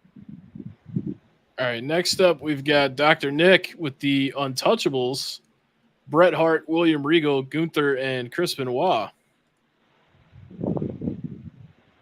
He's got some technical disasters here. That's a interesting faction. So my idea was you had a guy from all different eras, and you have Bret and Regal, who are mostly ground wrestlers and technical, and then you have the High Flyer and Benoit, and also a technical wrestler. And then you have, the power that Benoit had, and Gunther is, you've got the best of both worlds with that, where he's a big guy, but he's also very agile. So, and don't get me wrong, Bret was agile, but you're not going to see Bret throwing that many people around. He was a strong guy, but he was mostly a ground guy. A grappler. Yeah. And Regal, God, even though he wasn't that big of a dude, he could kick your ass. And I've heard stories where people would try Regal and he would shut him down pretty quick. So something that I've argued with folks about before, and I'll say it again with this faction, William Regal there was a whole hell of a lot better of an actual wrestler when he was Lord Steven Regal in early WCW. Yep. Yeah. I mean, the matches that he had, go back and look at 93, 94 WCW events and watch him with a lot of the guys that he wrestled. And, I mean, the actual technical mat wrestling that he did was so much better. Now, when he got to WWE, they wanted him to be more flashy, more of a superstar. Remember, he was a man's man, all that bullshit. Yeah. But in WCW, the matches that he had I would challenge everybody here to go back and watch a match of Steven Regal in WCW. I'm sure I have it in those DVD compilations. So I'm sure you do. Yeah, that parking lot brawl with him and Fit Finley was great. Yep. we got a couple of picks in the comments here. We got Jake the Snake, Steve Austin, American Badass, Undertaker, and Randy Orton. Call him the Snake Pit. Okay. IRS, Attitude, Big Boss Man, Mountie, and Sergeant Slaughter. Oops, I messed that up. Yeah, you forgot a current superstar, and you forgot Ruthless Aggression. Just all golden era stuff and Attitude. So far we've got the Unholy, the Untouchables, and we did not plan this out, but I ended up naming my faction Unhinged. Nice. And I actually did go with a manager. So Ric Flair is going to be the mouthpiece here. I wanted to go. Is that Heidenreich? That's Heidenreich, baby. Right.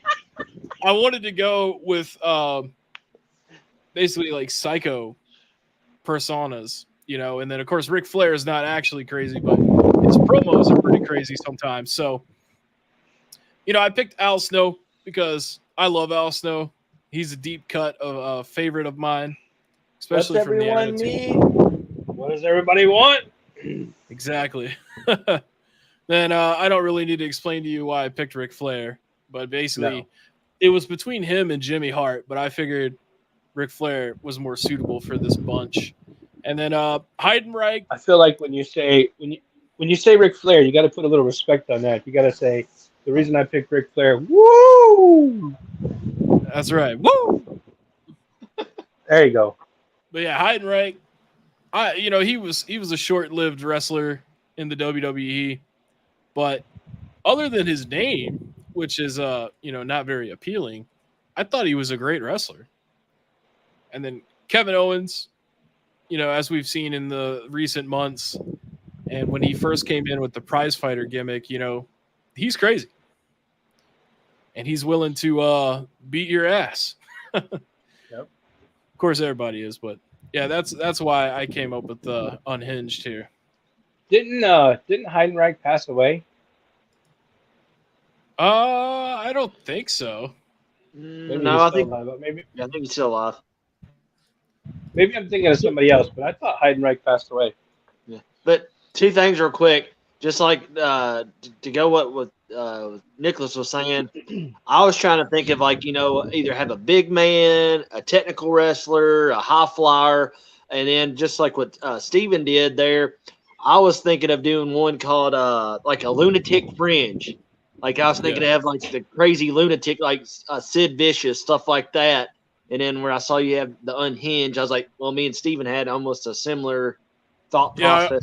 I almost put Nikki Cross in this group and didn't have Ric Flair, but I figured it would just be better to keep it as all dudes, Sid Vicious was such a great wrestler character. He was such a great character that they could have every company he ever worked for could have done so much more with him. And I don't know what happened or why, but such a great character, And I think he as really long as it's not his softball legacy. season. Yeah. He's He half, really hurt half his the man and legacy. half the brain. Yeah. He hurt his legacy later in life, with all the crap he's done with the fans. But, back in the wrestling days, what a tremendous character.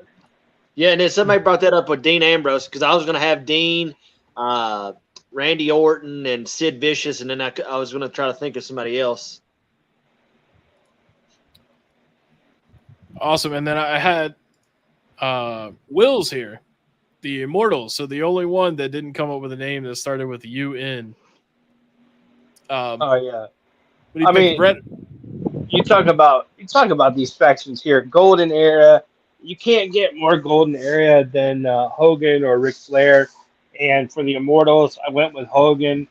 Obviously, you think about the 87, 88, 89 Hogan Golden Era. You just couldn't beat the man. And I almost put Macho in there too because Macho kind of went into the new generation era too. But I left them off. Put Brett in there for the new gen era. nobody. Well, I shouldn't say nobody. A lot of people don't give Brett the credit that he had, but Brett kept WWF running when Hogan left, and you really got to look at that. Great technical wrestler, one of the greatest of all time. My personal favorite of all time. Great team, and then of course, you know, early ruthless aggression era, 02, 03, Brock Lesnar, all the way up to present. What a beast! Just like the nickname, and the victories that he's had, the win loss record, the big fight feel that he brings to everything. Great character, and then of course Roman. Roman obviously even before he was tribal chief Roman was already main eventing WrestleMania after WrestleMania, World Championship after World Championship. So, I mean, if you put this team right here against any of the teams that anybody else came up with, this is a good fight. This is a good match, and I just there's a lot of characters out there. This wouldn't be my Mount Rushmore, but this is a hell of a card right here against any team. This is a old school traditional Survivor Series match with these guys against anybody would be a hell of a good match. They should do a generational Survivor Series, man. Like 5-on-5. That'd be cool. Yeah. But that's all the ones that we have that are image based. I don't know if Roger and Chuck actually came up with a faction or not, or if you want to give it a shot real quick. I got one, but I don't have a name, but I think Andre the Giant, Giant Gonzalez, Big Daddy Cool, and Omos. That would be pretty interesting. The land of the giants. Yep. That'd be a good one. Yeah. Or giants or the toilet breakers. Nice. That'd be Yokozuna there. Call him the big deal, Yeah. Yep. That's cool. I kind of do, but I don't know if it'll work out right. So tell me if it doesn't. Just say it out loud, Roger. We'll help you. Kerry Von Erich. Okay, Golden Age. Ric Flair. I mean, technically, Ric Flair was a part of every one of them. So, Right, so I think that would work. I'm not sure. Eddie Guerrero. Okay. Got, KO for me for this generation. Yeah, that works. Yeah. That's good, man. Nice job. Kerry Von Erich, especially, man. That's a deep cut. Well, you got to remember, I'm a Texas boy, so to be honest with you, all the Von Erichs, and it's said that in the same documentary. I can remember I can't tell you how long my mother had a huge crush on Kerry. They were like royalty in Texas. Swear to God. Kerry, if he had stayed away from drugs and alcohol, he definitely could have been world champion during that era because he was Intercontinental champion. He was well on his way. Even in '92, he was still really, really big in WWF. And then, of course, '92, WrestleMania 8, Hogan leaves for over a year. I mean, that would have been the prime opportunity for Kerry to really take off. But, of course, battling drugs, he had legal problems and everything else. And then, unfortunately, in the beginning of the following year, he committed suicide. But what a great opportunity that he missed because he could have been the guy on the very top of the WWF. He was like a younger, more personable Ultimate Warrior is how I would put it. Well, I don't know if a lot of people knew this. I'm sure everybody here knew it. Kerry beat Ric Flair for the title. Yeah. Oh, yeah. Back in can't remember which one it was here in Texas, but it was at the old Texas Stadium. Yep. It didn't have a cover, and it was just wide open. I can't tell you how many thousands of people went to that. I watched it on TV, but he beat Rick and then lost the title back to Rick like 2 or 3 weeks later. But nobody knew he had a fake leg or a fake foot. And yeah, he got in that motorcycle accident. Yeah. That was during a time period, too, where you really didn't see people taking the belt off of Rick unless they were an established star with the NWA. And, Kerry was still WCCW. Yep, So correct. you really didn't see that. But Kerry was such a big star there that they put him over. And again, in WWF, he could have been multiple-time Intercontinental Champion. He could have been World Champion. There's a lot of stuff he could have done. Again, his personal life is what just ate up his career, unfortunately. Yeah, they talked about it in the documentary, the Von Erichs documentary. They had plans for him to get huge pushes in WWF, and then it just all went down. Yeah. Awesome. Well, next up, guys, we've got Cheap Heat, and I actually do have something that I want to talk about this week, wrestling related, or at least collecting related. Let Fozzie go ahead and get off the table here. All right. Fozzie. So this involves ringside collectibles and the fact that we need another huge competitor in the figure space because, you look, here's Elite 103 series. And I know you probably can't see it, but, Bobby Lashley's $21.99, Roman's $21, Montez, Angelo, all four of those are $21.99. But then when you get to Liv, $23.99. So a $2 upcharge because it's Liv Morgan and she comes with that belt and probably the briefcase, And then the polka dot Cody, $25.99. What the fuck? Why do people allow them to do this? Because they're the only game in town. They're the only game in town. And not only that, but they know people are going to want that Cody Rhodes. Yep. So basically they're saying, well, Roman comes out with a figure all the time, so it won't sell as well. But since we know Cody will and Liv will, because everybody loves Liv, even though she's not very good, we're going to upcharge for those figures. Well, you seen the upcharges on the chases they have? Those are almost $30. Actually, that brings me, I got another example here. This is Basic Series 139. Roger, you put up the Pat McAfee earlier. Well, he's $12.99, and Matt Riddle is $11.99. Hulk Hogan's $10.99, and then the Chase Pat is $20. Yep. Yeah, I didn't. Somebody else put that up. That was me. Hey, and then not too long ago, just a basic Dominic Mysterio, I think was like almost $30, like 26 or 30 or $29.99 or something like that. It was expensive for and a I mean, if you look at every series they have, it's like this. Like let's go to 102. $19.99 for Sami Zayn, but if you want Gunther, $25.99. Yep. Well, here's the thing: the Gunther is cheaper at Walmart, but if you want to get the Sami, he's $25.99 there as well. The only two websites similar, they have one called Wrestle Shop, and then they used to have a site called Walkout Wear, but they went out of business. Yeah. Well, isn't Wrestling Shop just the UK version of Ringside, or is that WrestlingFigures.com?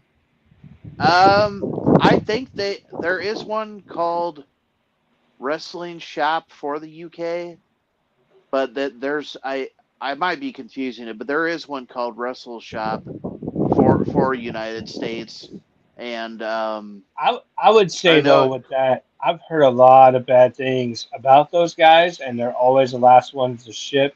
I don't know if it's true or not. I've never experienced it, but I've heard a lot of negative about them. Well, every situation where I bought Ringside, which I think is like 3 or 4 times, it's always something damaged or something fucked up, and it takes like 2 weeks almost to be delivered.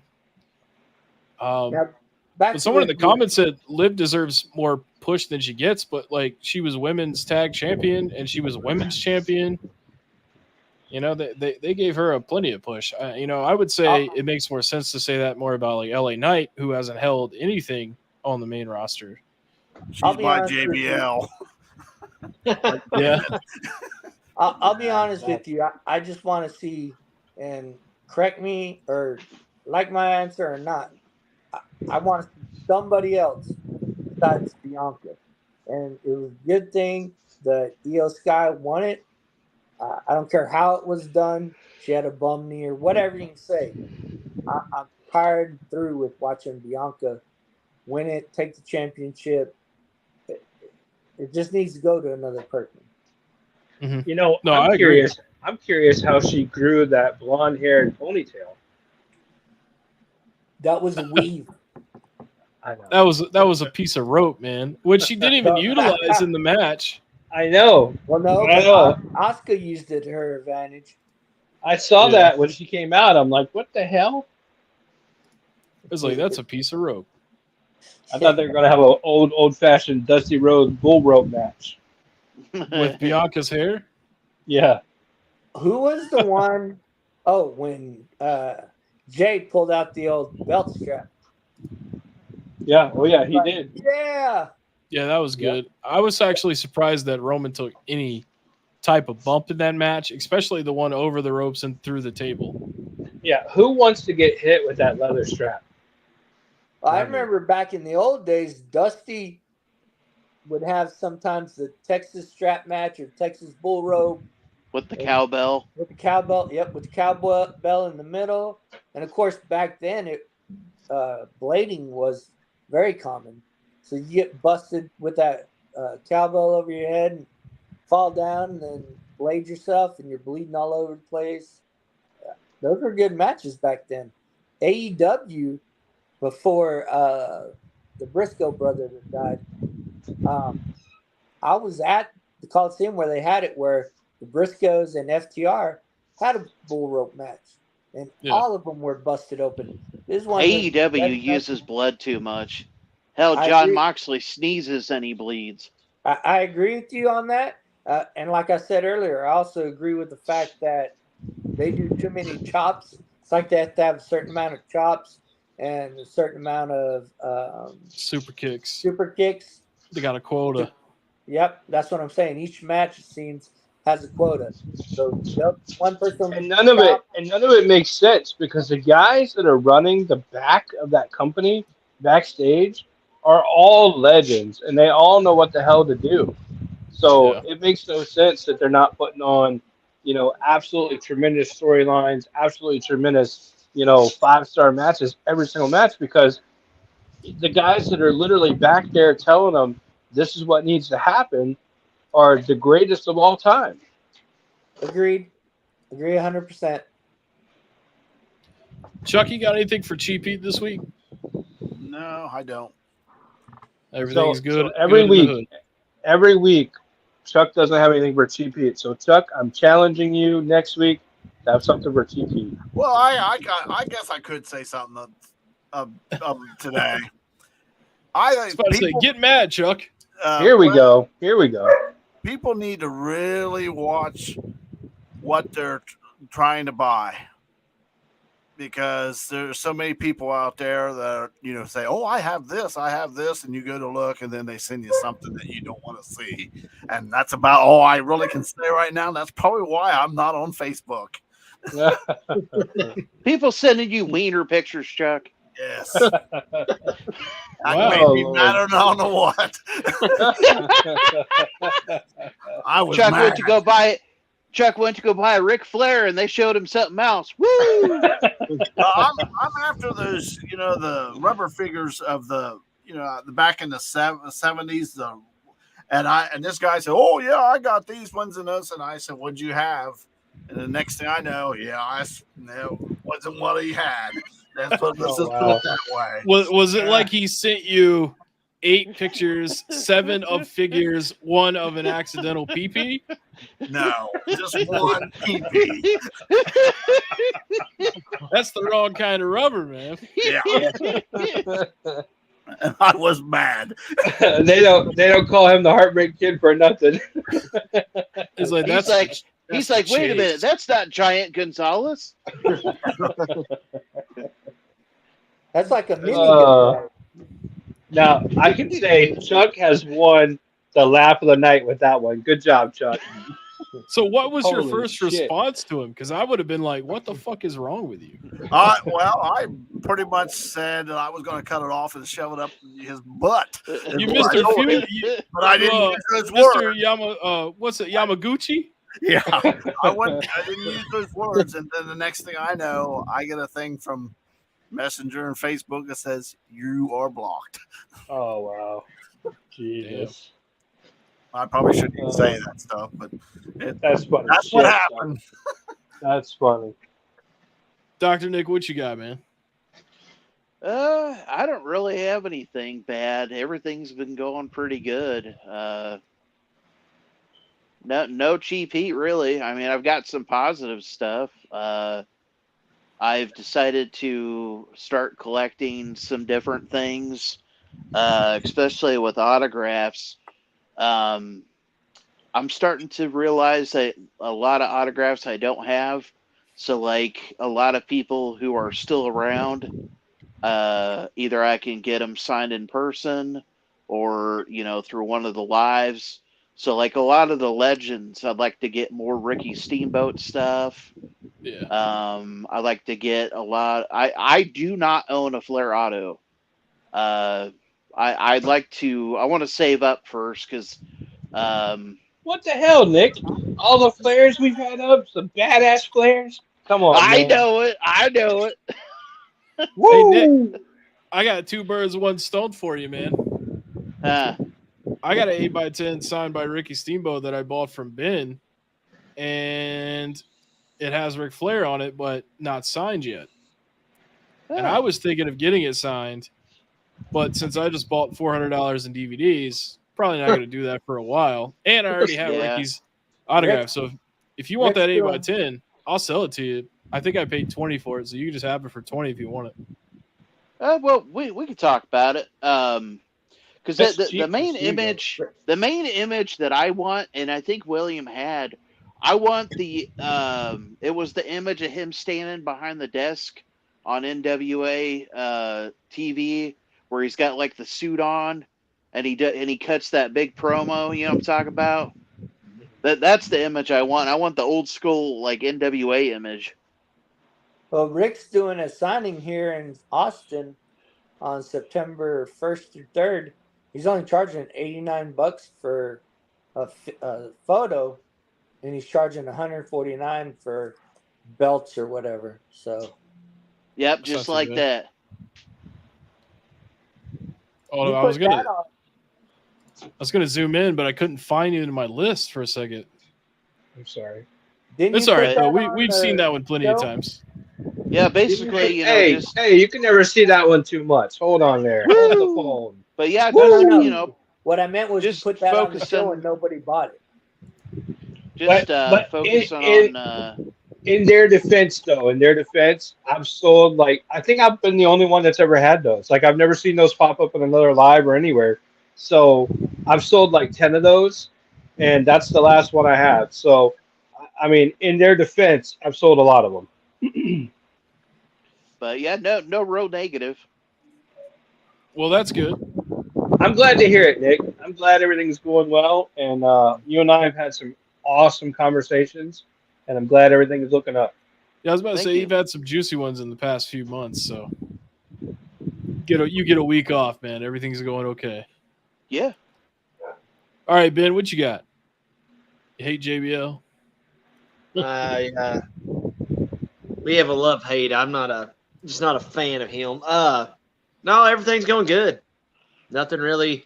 I had the same experience like you had today because I was running out of boxes. Like if you could see, I spent all day getting stuff boxed up ready, and I have it here, getting stuff out of the bedroom. This whole place here is just nothing with wrestling stuff, which is amazing. But the old lady, she'll get be like, "Why is all this?" Like I said, I'm not going to show the camera around, but I got too much stuff as it is right now out here. But You got to get it out of your house. yeah, well, I Baldwin's mean, gonna well, kill this you. is my collection. I just ran out of boxes, so then I had to take my collection out of the box to put it up here to be able to ship stuff out. But that's the only thing. Nothing negative. It's just I found an Amazon Boogeyman that I did get. They just put it in the box, but the box wasn't damaged. But the Boogeyman figure that came in that box was damaged. So now I got matter of fact, I'll grab it right here. Amazon clearly does not give a fuck. They don't. They're about as bad as Ringside. I don't know if you could see, but like it's got a big old dent. Oh, I saw it. I thought Yeah. And then right up here, there's another big dent. Open it. And well, thing is, either I could try to resell. It's a cool figure, but I was going to see him again, but now it's just I can't even get this signed because it's even though it is on the back, it's beat up pretty bad. So that was one thing, great. But the only other thing I had, I talked about in the member chat. I started going back because I'm another, I collect posters, magazines, just some rare stuff. But I got to looking, just for the spotlights, and I noticed, Miss Elizabeth, and I was thinking of like, damn, I'm rewatching the WCW, and I feel like she's got hotter over, the older she's got. And then it brought up to look when I was looking at the magazines. I didn't realize, but she was on 5 cover of WWF magazines from 88 to 91. And which was crazy is her debut was out 2 months before the first debut of Macho Man's. And I was like, wow. And then for back then during that time, women didn't get a lot of credit in the wrestling industry. It was mostly a male-dominated sport. But, then all of a sudden she came out of the blue. She was the, Macho's secret manager. And it, took off there. But she was on 5 covers. But I got to thinking, I was like, she don't get a lot of credit that she deserves, especially as a manager or as one of the women, pioneer of the industry. So that was my thing. It's give more love to Miss Elizabeth. For her to be on a magazine cover like that was really rare. You didn't see that. I think she was the only woman for a long time that was ever on that. Yeah, because Sonny was one of the last. Was probably the second one? After, but that was in mid 90s, mid to late 90s.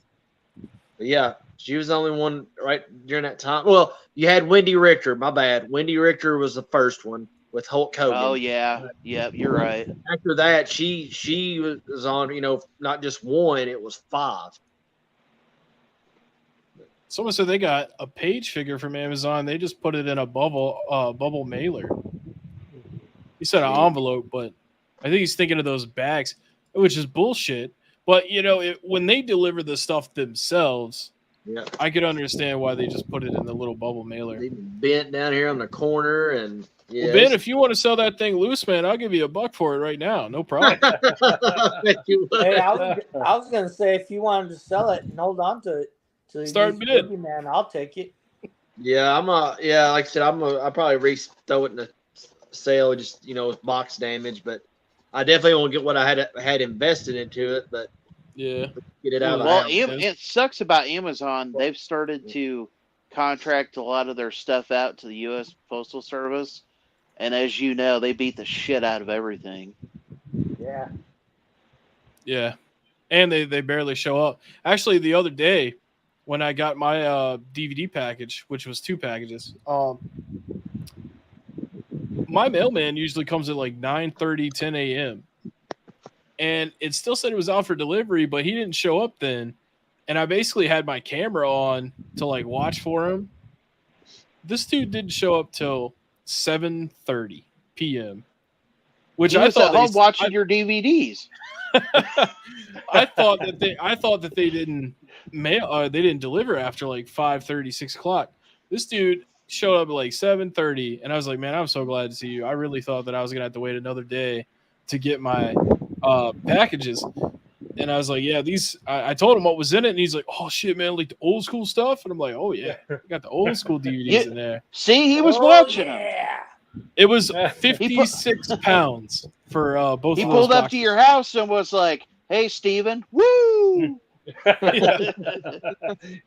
He gets out of the mail truck and he's like, let me tell you something, brother. He's like, bro, you did good. You were watching my DVDs. You did good with the DVD set.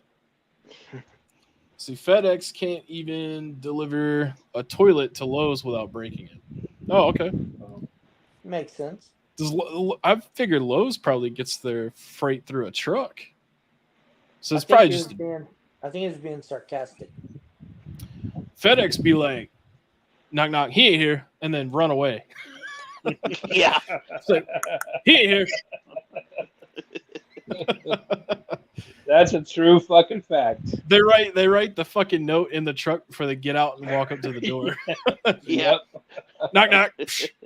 I gotta get the fuck out of here. Whip the corner. Run the curb over on the way out of the neighborhood. You just standing there. Fuck that FedEx. Yep. Roger, you got something for Cheap Beat this week, man? Yeah. And this has been said before in our group. Don't knock people because you don't know what they're going through. Hell yeah.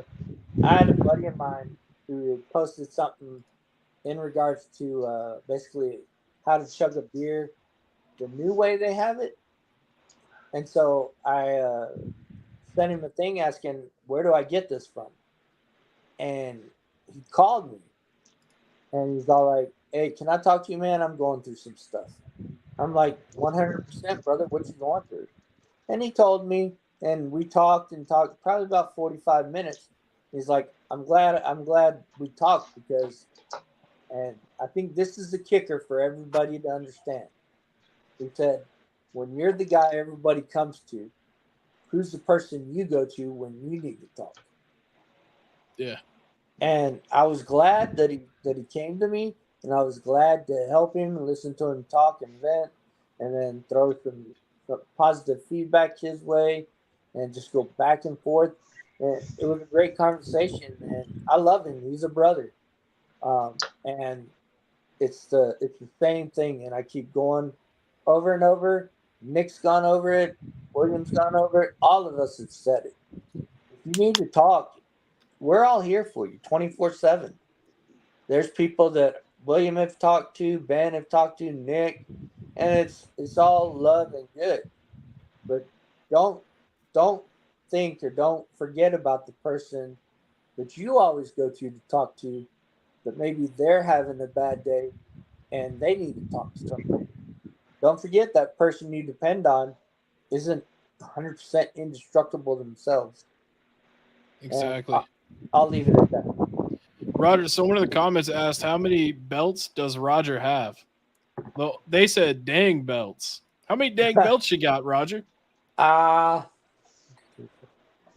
think I've got about 13. 13, okay. That's not too bad.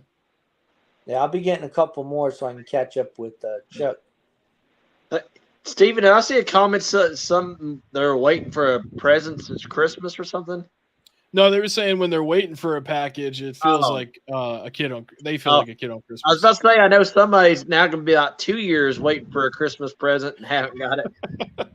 2 years. Right, William. Yeah, from our Secret Santa, somebody is supposed to send him with that. We've got 2 years. I check every day. That shit still ain't here. That shit's still missing.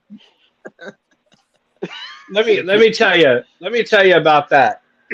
So this dude, what? Someone can we put Ben's number on a truck stop bathroom stall? For a good time, dude, call JBL and then we'll put Ben's number. Yeah, this dude, like a couple of years ago, was gonna send me a Christmas present, and he had gone through a lot of stuff, and we had spent a lot of time talking, and he participated a lot in our group and participated a lot in our sales and stuff, and he was gonna send me something. He reached out to my wife and was like, "Hey, I found this stuff. I think Will really like it, and I'm gonna send it to him for Christmas." And she was like, okay, great. That's great. And he loves all kinds of stuff. And, anything that he gets from anybody, because I don't usually get stuff, believe it or not. This year I've got more stuff than ever. But so he's like, yeah, man, I'm putting it in the mail. I'm doing this. I'm doing that. And that was like 2 years ago. And that shit ain't never arrived. Never got tracking. Dude just straight up left the group. I don't know what happened, but, it's one of those things. But for my cheap heat, though, I don't really have anything to complain about or bitch about or anything. Everything's going so good behind the scenes. The admins are doing great. The group's doing great. The podcast's doing great. This little switch that we've done to Wednesdays has definitely impacted our viewership a little bit. But I think once they get used to it, they'll be in here on Wednesdays, and we'll be okay with that. I'm really, really happy with the podcast crew. I hope you guys are too. This is really kind of the permanent crew that I want to run with. Of course, also including Brian, Kev, and Shane as well. But I'm really happy with how everything is going. I don't have anything to bitch about. All I can say is how much I sincerely appreciate people. Guys, you have no idea. You don't know how far we've come from where we began. And, you know, you're all a part of it. You're all a big, big piece of it. There's no little tiny pieces to this puzzle, and it's been great. And I really enjoyed it, and I really sincerely appreciate everybody. Got a couple of trips coming up here real soon. I got a trip to Shreveport coming up, do some signings out there. And then in September, I got a trip coming up to Chillicothe, Ohio. Get some stuff signed out there. Looking forward to really seeing a lot of people. I know a bunch of the admins are going. I know a bunch of the members are going. So that's really it for me, man. I think everything is really on the up and up, going great. I know we're going to do some extra sales coming up here real soon. If you noticed, this past Tuesday, I did a lot of dollar stuff, a lot of $3 stuff, $5 stuff, trying to empty out some shelves and stuff like that. But definitely some great things going on. And guys, I love you. I really do. I absolutely fucking love you. And I don't mean that in like a flamboyant way, I guess is a way I could say it without getting kicked off the air. But I'm here for you. I appreciate you. And I don't know how else to say it. Well, ain't that just sweet of it? I love you too. As a brother from the same mother. Don't start talking shit here after I just had this great emotional moment. Well, actually, the thing you were talking about a second ago about the guy that never came through in what he said, I can't stand when people do that. When they say they're going to help you out or do something nice, and then when it comes time for it to happen, you're the dick for bringing it up. You're like, hey, weren't you going to do something? And they're like, yeah, nah. fuck that guy. Fuck that guy. I never brought it up because I just was like, fuck that guy. But it is a good story because I still tease the admins at least once a month. I'm like, hey, you guys think my Christmas present will be here today? I'm gonna go check the mail. So someone in the comments does not like Ben. They say, no, I love you. No, I love you. No, screw Ben. What the heck? Fuck you, Ben. What the hell did you do to that guy? What the hell is JBL doing in the chat? Hey, it's the way I learned about it. It's Ben is being Ben. I don't have to do nothing, and I still get haters. I get pictures. Yeah. I'd rather have haters than pictures. I would too. Me too. Yeah, Chuck heard from a guy named Richard. Yeah. You did. You say he always likes giving Ben shit. Speaking of, can you imagine how that conversation today? Can you imagine how that conversation probably went? Chuck's like, hey, let me see your 7-inch rubber. And the guy's like, hold on a second. No. I guarantee that didn't come out of my mouth. You're like, oh, sir, I'm here for the figures, not the dick. Oh, yeah. Speaking of something real quick, I got that Facebook kind of this is a violation against Facebook when I posted that little Minnesota Vikings mini helmet. It popped up. What? I was like, what the hell? Why did I get a violation for that? So you can either accept it or decline it. Michael Dick? Yeah. Wasn't he part of the Vikings? He played for Atlanta and Philly. Oh, I thought he played for the Vikings. I think maybe he was third string for the Vikings. Yeah. Or it might. I think it was the Jets, actually. Okay. Why in the world would they block you, give you a violation for that? Facebook be tripping, man. Yeah, Facebook's crazy. Yeah. I posted on our claim sale, WWF magazine, $15 shipped or whatever, and I got a notification from Facebook, and it said, this may go against our sexual standards or some shit like that. And what? I'm like, fuck is a So- WWF magazine for $15 shipped? Yeah. Two things. One, I was trying to watch some podcasts on YouTube, and it said we couldn't watch them because it was a copyright issue or something. And I was like, "What the hell?"